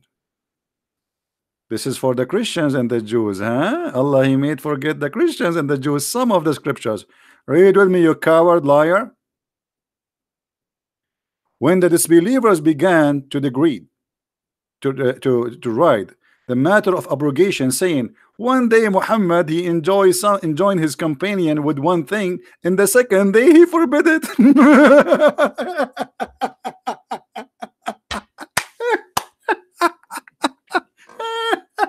Unbelievable. In the morning he says something, in the second morning he changed the law. Do you see it, Abdul? Abdul, do you see it? You did lie to us and you said this is about the Christians and the Jews. Hello? Who won the reference, guys? Who won the link? Who won the link for this garbage? Who want to save it? Show them how stupid, how liar he is. There's no way God will change his mind in 24 hours.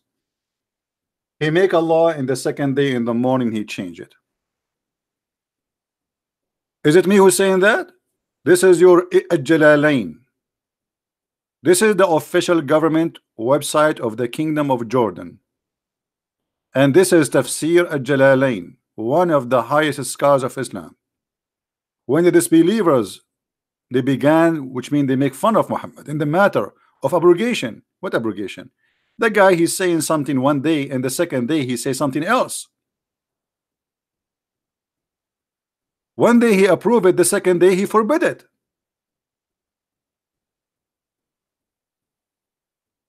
Do you see it?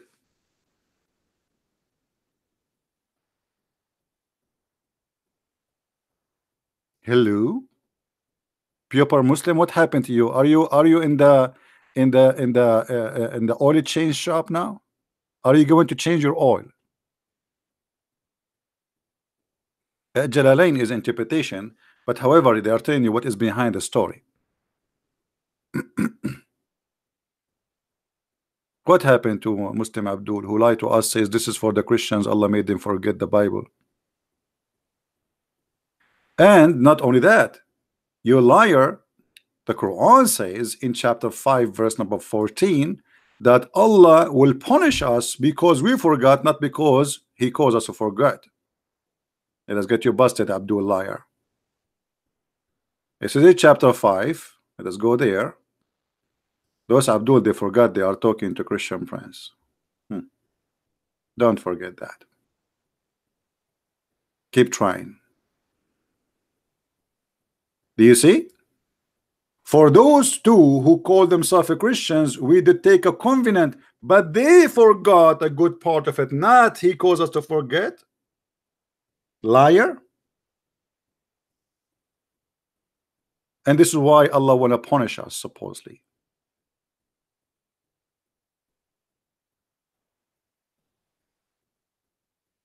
You were talking about gay sex. Okay, where is in the Quran the verse talking about gay sex?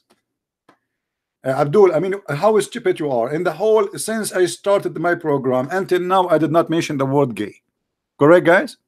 So now to cover your ass, because obviously you are maybe one of those, you make it about gays. What gays? What does this have to do with our topic?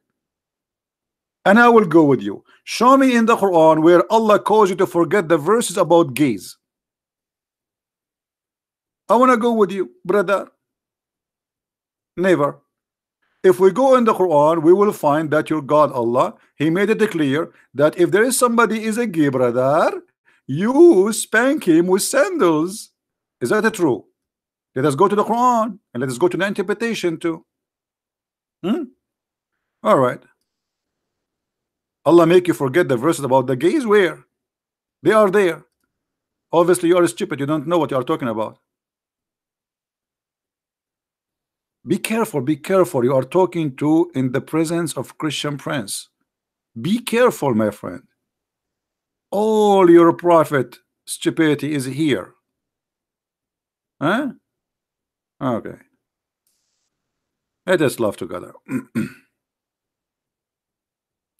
This verse is about the lesbian.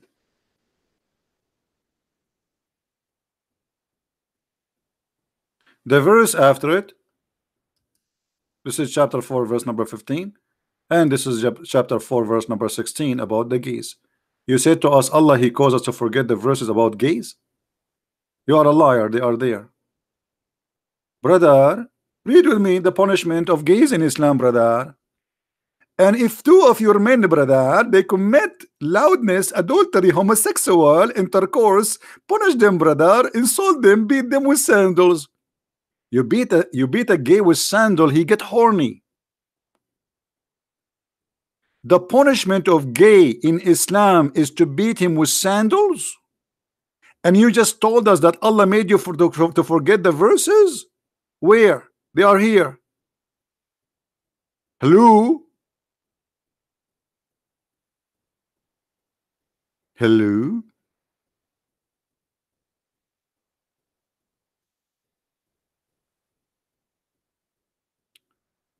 Anyone know the story about the punishment of the one who killed Uthman? Who remember the story? Anyone remember? There is after the death of Uthman the caliphate was killed. So one of the companion of Uthman and Muhammad, he said, I swear by Allah, if I know who is the one who did kill Uthman, I am going to F him. Excuse my language. A gay was listening and he said, it's me, it's me. Then the companion of Allah Prophet, He made this man bend over and he started doing him. And then the guy underneath of the guy, he was screaming, the gay guy, he was saying, I swear by Allah, if killing Uthman will give me such a punishment, I would love to kill Uthman every day. And I challenge any Muslim to say to me, I'm lying.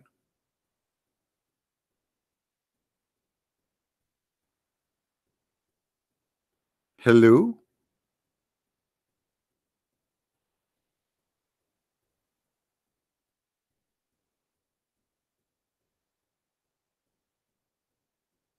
Mirza?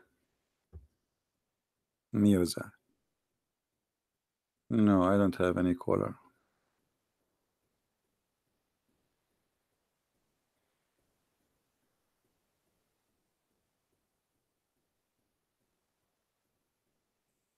Hello? Do we have any Mayday? Mayday.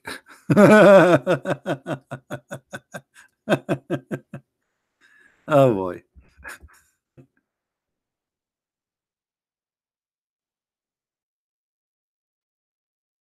You know, one of the reasons the Muslims don't debate me is me being me. Which I mean, how they can debate such a person like me? They will be cornered. They will be, you know, I mean, it's going to be a disaster. And that's why they will avoid getting even close to me. That's why Shabir Ali, although they want to debate many known people without mentioning their names, but they will not get close to me.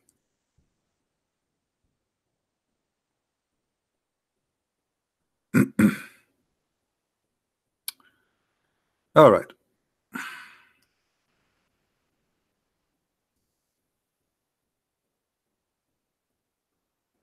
Uh,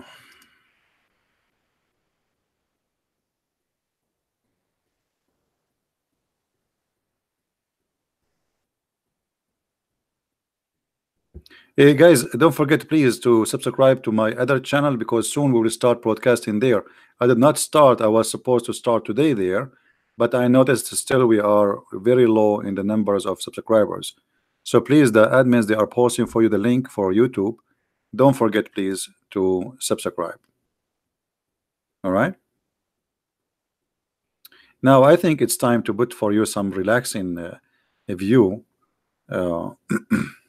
in the screen to forget about Allah and His Messenger. Very beautiful. I mean, who is better than Allah? I mean, we need to come on. Nobody can come with such a thing like Allah. Nobody. No one. Trust me, no one.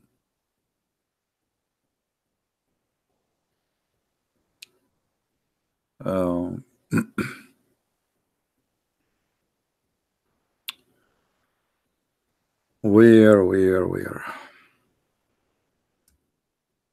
Yeah, the admins, they are posting for the link, and I want to say thank you for all the admins here. They are helping, you know, to share links and etc. So, do we have any Muslim would like to say anything? Okay, let us change the topic, guys. Let's change the topic. Let's give an opportunity for the Muslims to give us and like give them opportunity to prove to us Islam to be from God. You know what I mean? Who is a Muslim is willing to give us one thing at a time to prove to us that Islam is from God or Quran or anything? Anyone? Forget about everything we said, everything, the crazy stuff we mentioned. Abu Khair, I am out of this rubbish. Hey, Abu Khair, does that mean you are out of Islam, my friend? We have Mr. Abu Khair. I guess he is a Muslim. He is saying he is out of this rubbish. I don't know if you can see his text. Are you out of Islam, my friend?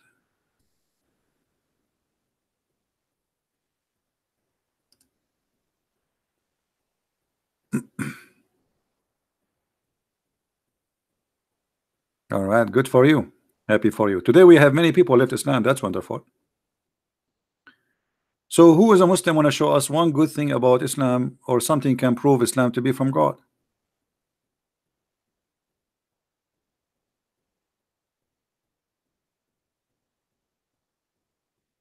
He called the chat. I don't know. Maybe he don't mean that. I don't know. Who is a Muslim want to show us one good thing proving to us that Islam is from God? Who can do that? You see, he forget about everything. I'm giving you opportunity now to prove to us yourself. See, even the bus here is going crazy. Any Muslim?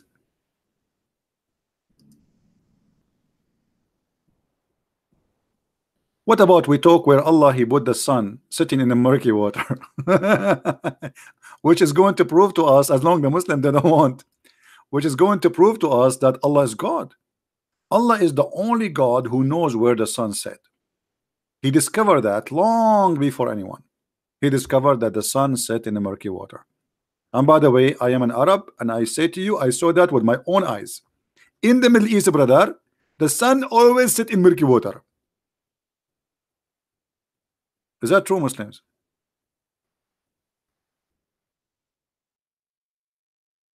Does your Quran says the sun set in the murky water?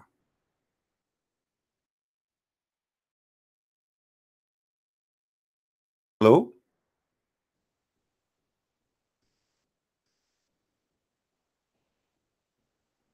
And by the way, if you look at the video on the screen, you will notice that the sun is getting close, by the way. I mean, obviously, the sun is almost there in the murky water. This is a video, by the way, I took myself with the slow motion. Do you like the slow motion, guys? The slow motion is nice, beautiful. And Islam is very, very slow. You can prove it. Prove what? Solomon, what you can prove? Guys, hold on. Solomon, he said he can prove it. You can prove what, Solomon?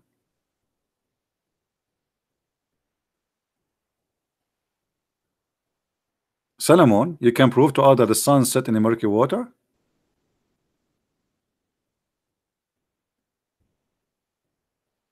Hello?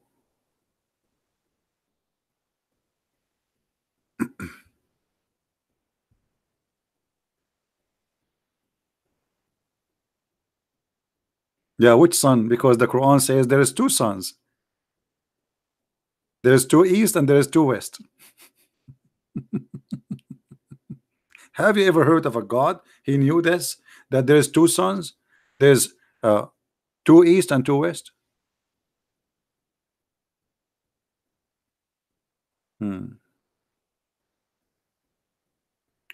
So who is the Muslim want to say something good for us about Islam?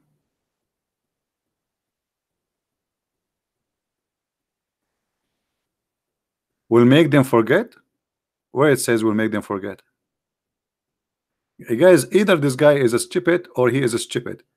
Where the verse says what? It says will make them forget. He will make them forget. Okay. Okay. Allah will make them forget. Who will make them who? We go back to zero. Hold on. We go back to zero. Abdul, Solomon. Allah will make them forget who? You are the one who said this is for the Christians. Are you? Allah will make who forget the Quran? Let us go back to zero, Abdul.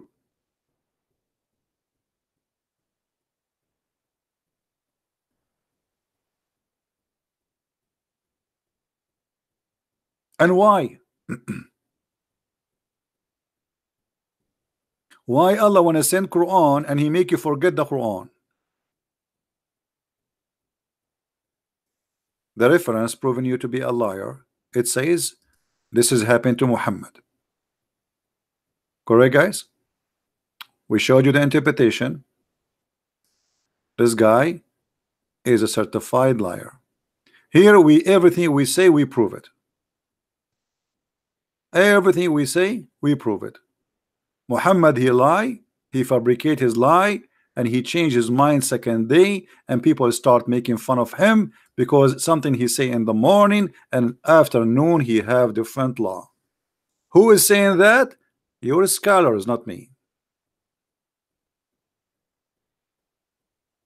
So this is not about really forgetting. Correct, guys? There's no way he forgot it yesterday. What they are talking about here is about he is a false prophet. They got him busted. How you are a prophet? God gave you an order in the morning, and then second day you come with a new law, the opposite from the first one. So this is not about really forgetting as much as he's stupid.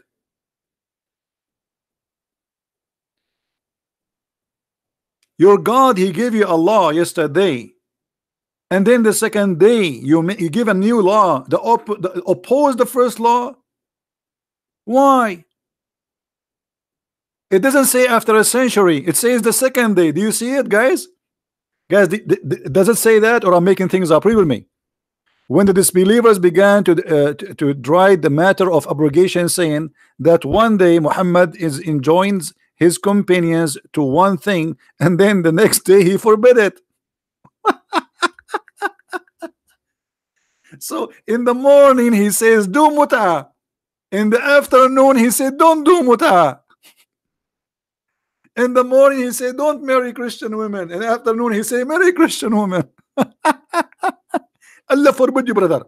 Allah forbid you from doing mut'a, brother. But yesterday in the morning, brother, Allah allow us to do mut'a.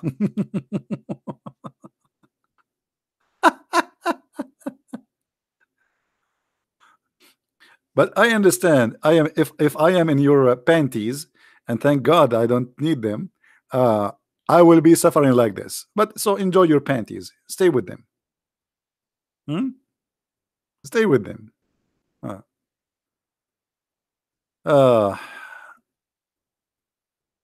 Okay, what? Look at this guy, guys. Look at this. Look at this. ZB. Look at. You like to hide under the skirt of scholars. Look at those idiots. He just admitted that this guy is a scholar. You learn Islam from who, you idiot? Don't you learn Islam from the scholars, Muslim scholars? So you agreed that the Muslim scholars.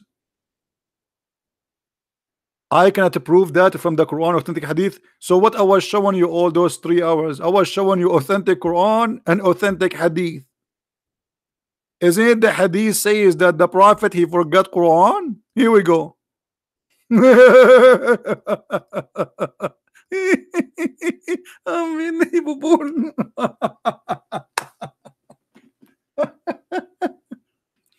You are hiding under the skirts. No, I'm hiding under the skirt of Muhammad. By the way, do you know that your prophet he used to wear the skirt of Aisha too? Yes, and now I'm hiding under his skirt, Aisha's skirt. I don't want to tell you what I can see, brother. You don't want to know. Is that a hadith? Is it authentic hadith or not? Is this hadith authentic or not? Muhammad forgetting Quran.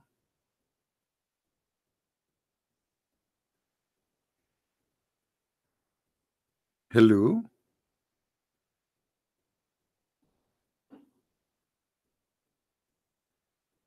Hello.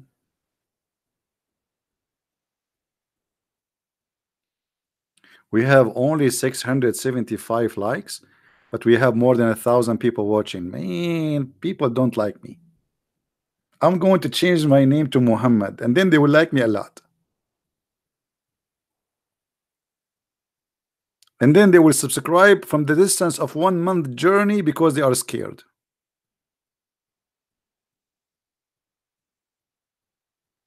Is that authentic hadith, Abdul, or it's not authentic hadith? What happened to this guy? He's dead. He's searching Google.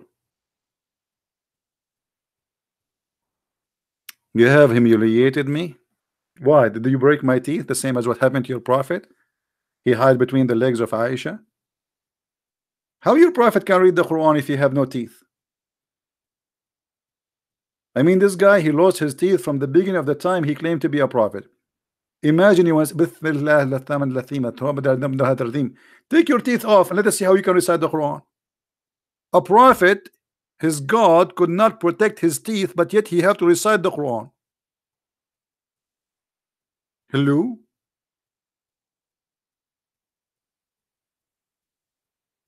The sun set in my neighbor pool every day.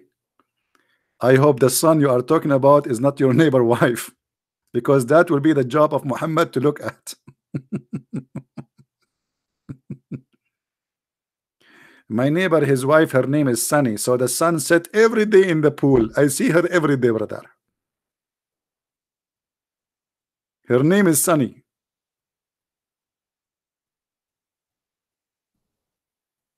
And Abdul.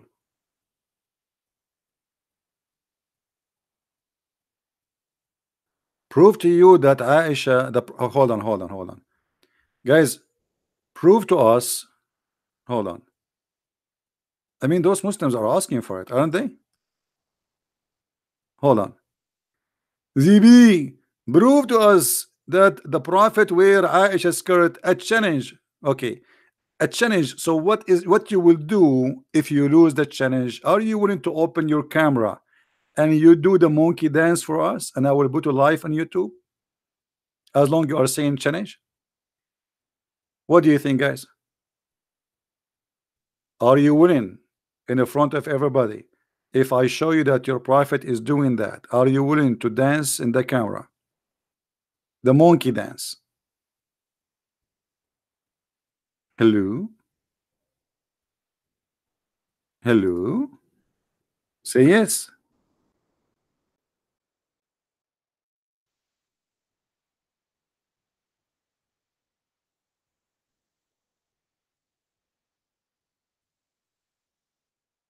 Did he say yes?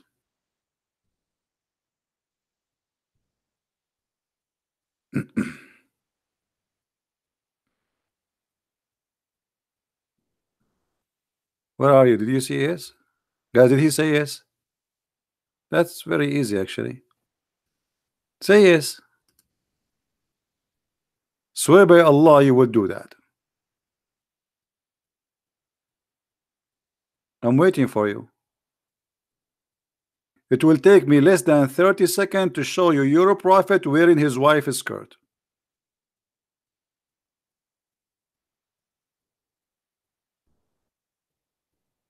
Hello? Look like you are not sure.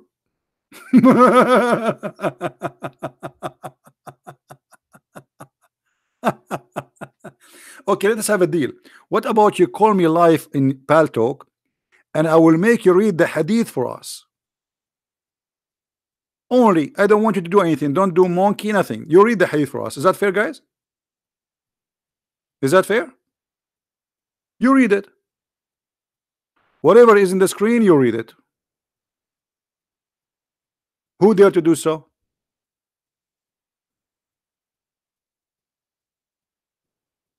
I mean, what kind of a challenge those people? They don't dare to keep their challenges. I'm here.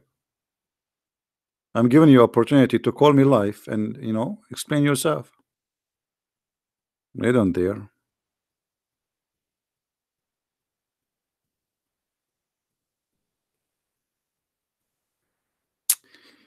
Anyway, guys, we don't wanna be out of Muslims in one day. I mean, we have to leave something for tomorrow. I don't like to talk to you anymore. Did you tell your mom about that? Be honest with me. Did you tell your mom that you don't like to talk to me anymore? Please tell me the truth. Did you tell your mom? I told my mommy I don't like to talk to you anymore.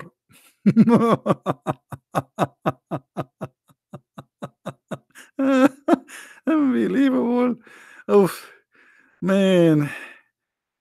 Okay, I understand your situation. I don't blame you. I don't blame you at all. I mean, who want to talk to me? People, they talk to me, either they go to the hospital, they suffer from madness, or they leave Islam. They get wiser or crazier. Which one is going to be you?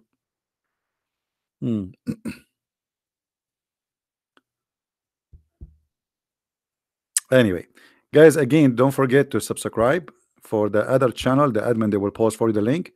As I said, soon we will put this channel for sleep for a couple of weeks, and we will do podcast in the other channel, which means you will not be able to find me unless you subscribe to the new or the other YouTube.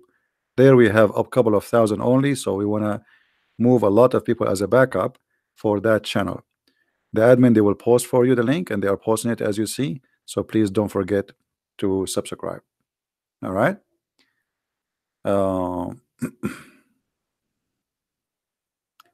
Yeah, well, the sun sit in the murky water, and we have to be honest. By the way, there's a very well-known scientist from Japan. He proved that. His name is Yama. I do lie, Yama. Very well known. The Muslims, when they make articles about science in the Quran, they insert names nobody knows where they are coming from, and even names you know them, but they never said what they said. As an example, the Muslim, they say to you, brother, a very well-known brother, George Bernard Shaw, brother, he said, if the Prophet today was alive, he can solve all the problem during drinking his morning coffee, brother. Okay, Muslims, which book George Bernard Shaw he said that? They fabricate lies. They use names of famous people just to fool you. George Bernard Shaw, he said that. Are you sure?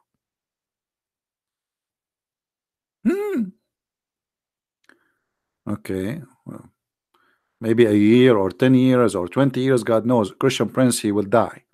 And then the Muslims, they will say, Christian Prince, yes, he was attacking Islam, brother, but a second before he died, he put his middle finger up and he said Shahada. I will not be surprised if they do that.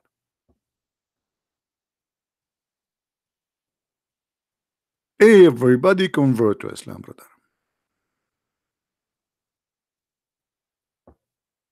And ya Abdul.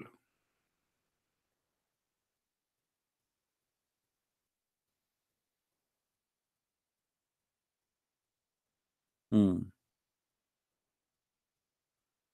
you know the guy, his name, I forgot his name. I used to watch him when I was a kid. They have him in TV in the Middle East. Captain Cousteau, you know, like they dive in the ocean. So I used to watch his program. The Muslims, after this guy died, they made him convert to Islam. Anyone, you die tomorrow, you will be said they converted to Islam. Trump, he died, they will say he's a Muslim. He became a Muslim. Just wait. A cult of Satan who cannot back itself, he fabricate lies, because cults only stand on lies. They have nothing real, and they cannot stand for a truth. So they need to lie in order to make their religion, or their cult look like a religion.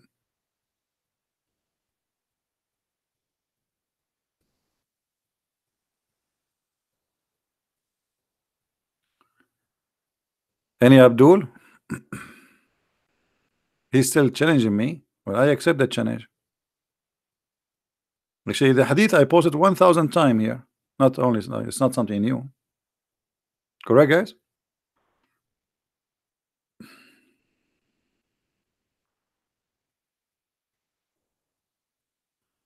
And actually, the hadith is just right in front of me.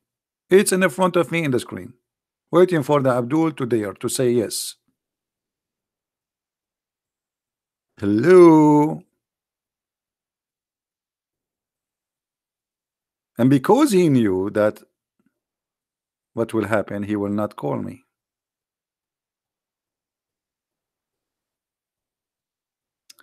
All right, guys, I think we have enough for today. Did we have enough?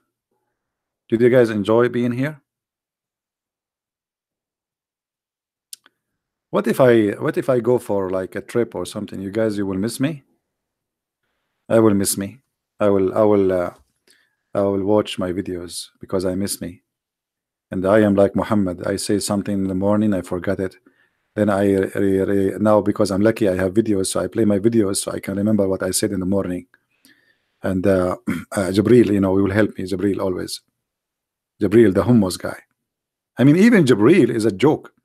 This guy Jibril, he come to Muhammad only when Muhammad wanna do poo-poo.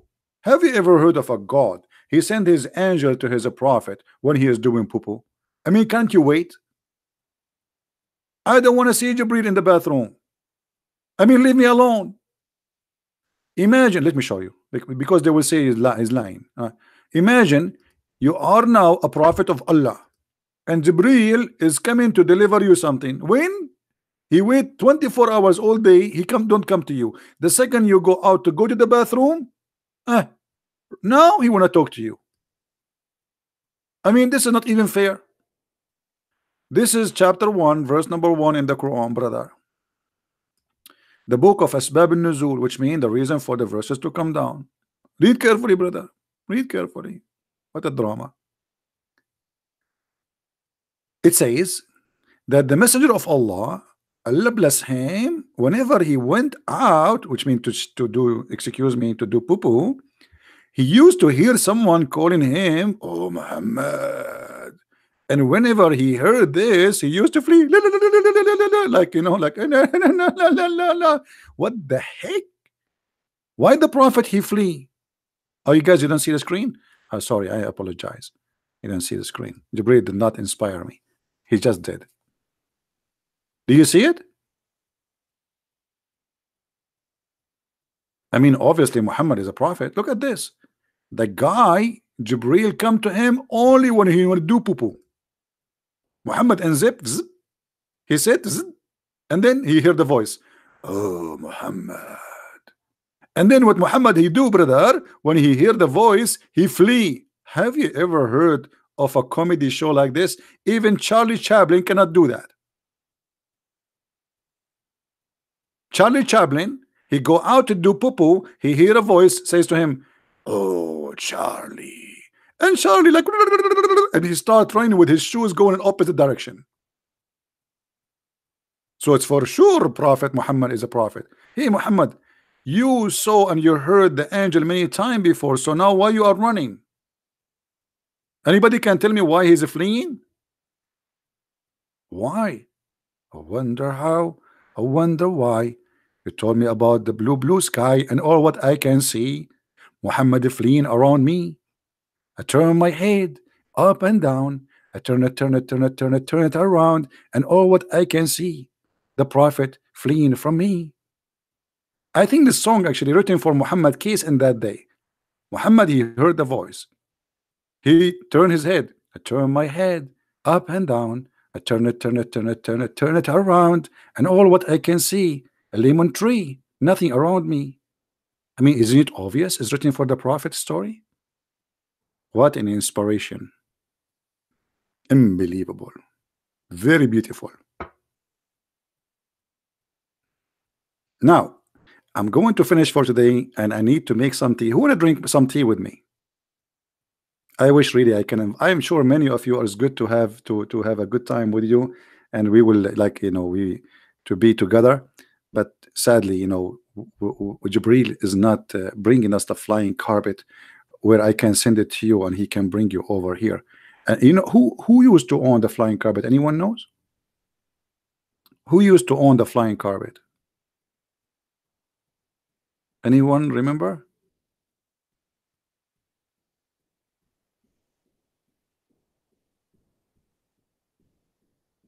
Nobody remember?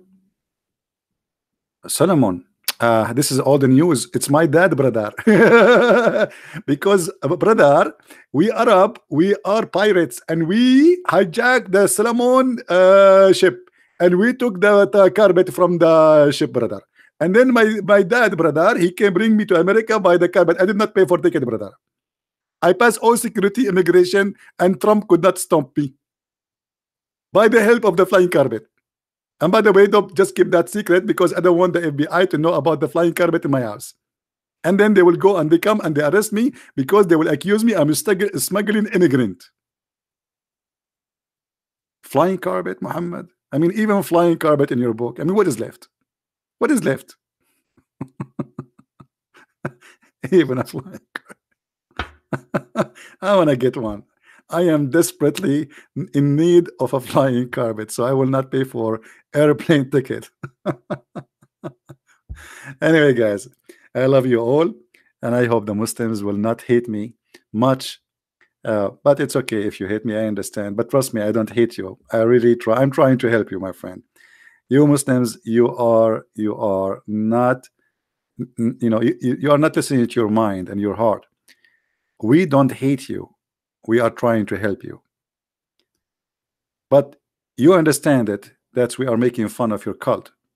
But what I can do, it's a stupid thing. And I believe the only way to wake up somebody sometime is comedy. To show him how silly what he believes in. It is really silly. It is really silly to believe that God is a vagina vendor. God, he will increase the size of your penis. God will make your penis never sleep. God will make little boys a servant for you, which is a child abuse for eternity, as you claim. This cannot be God. God is about justice, and it's not justice to give me women for sex and boys to serve for eternity just because I believe in God. God is not stupid who says stupid things as we see in the Quran. There's no ethic, there's no intelligence, there's no wisdom, there's nothing but abuse and violence and madness. And this is why we reject the cult of Islam. Please join us when we go next time, and don't forget to subscribe to my other channel, which the admins are posting for you, because as I said, soon we will move there and you will not be able to follow us if you don't subscribe. Thank you for being here. May the Lord bless you. Christ is Lord, Islam is false, and see you soon again. Bye-bye.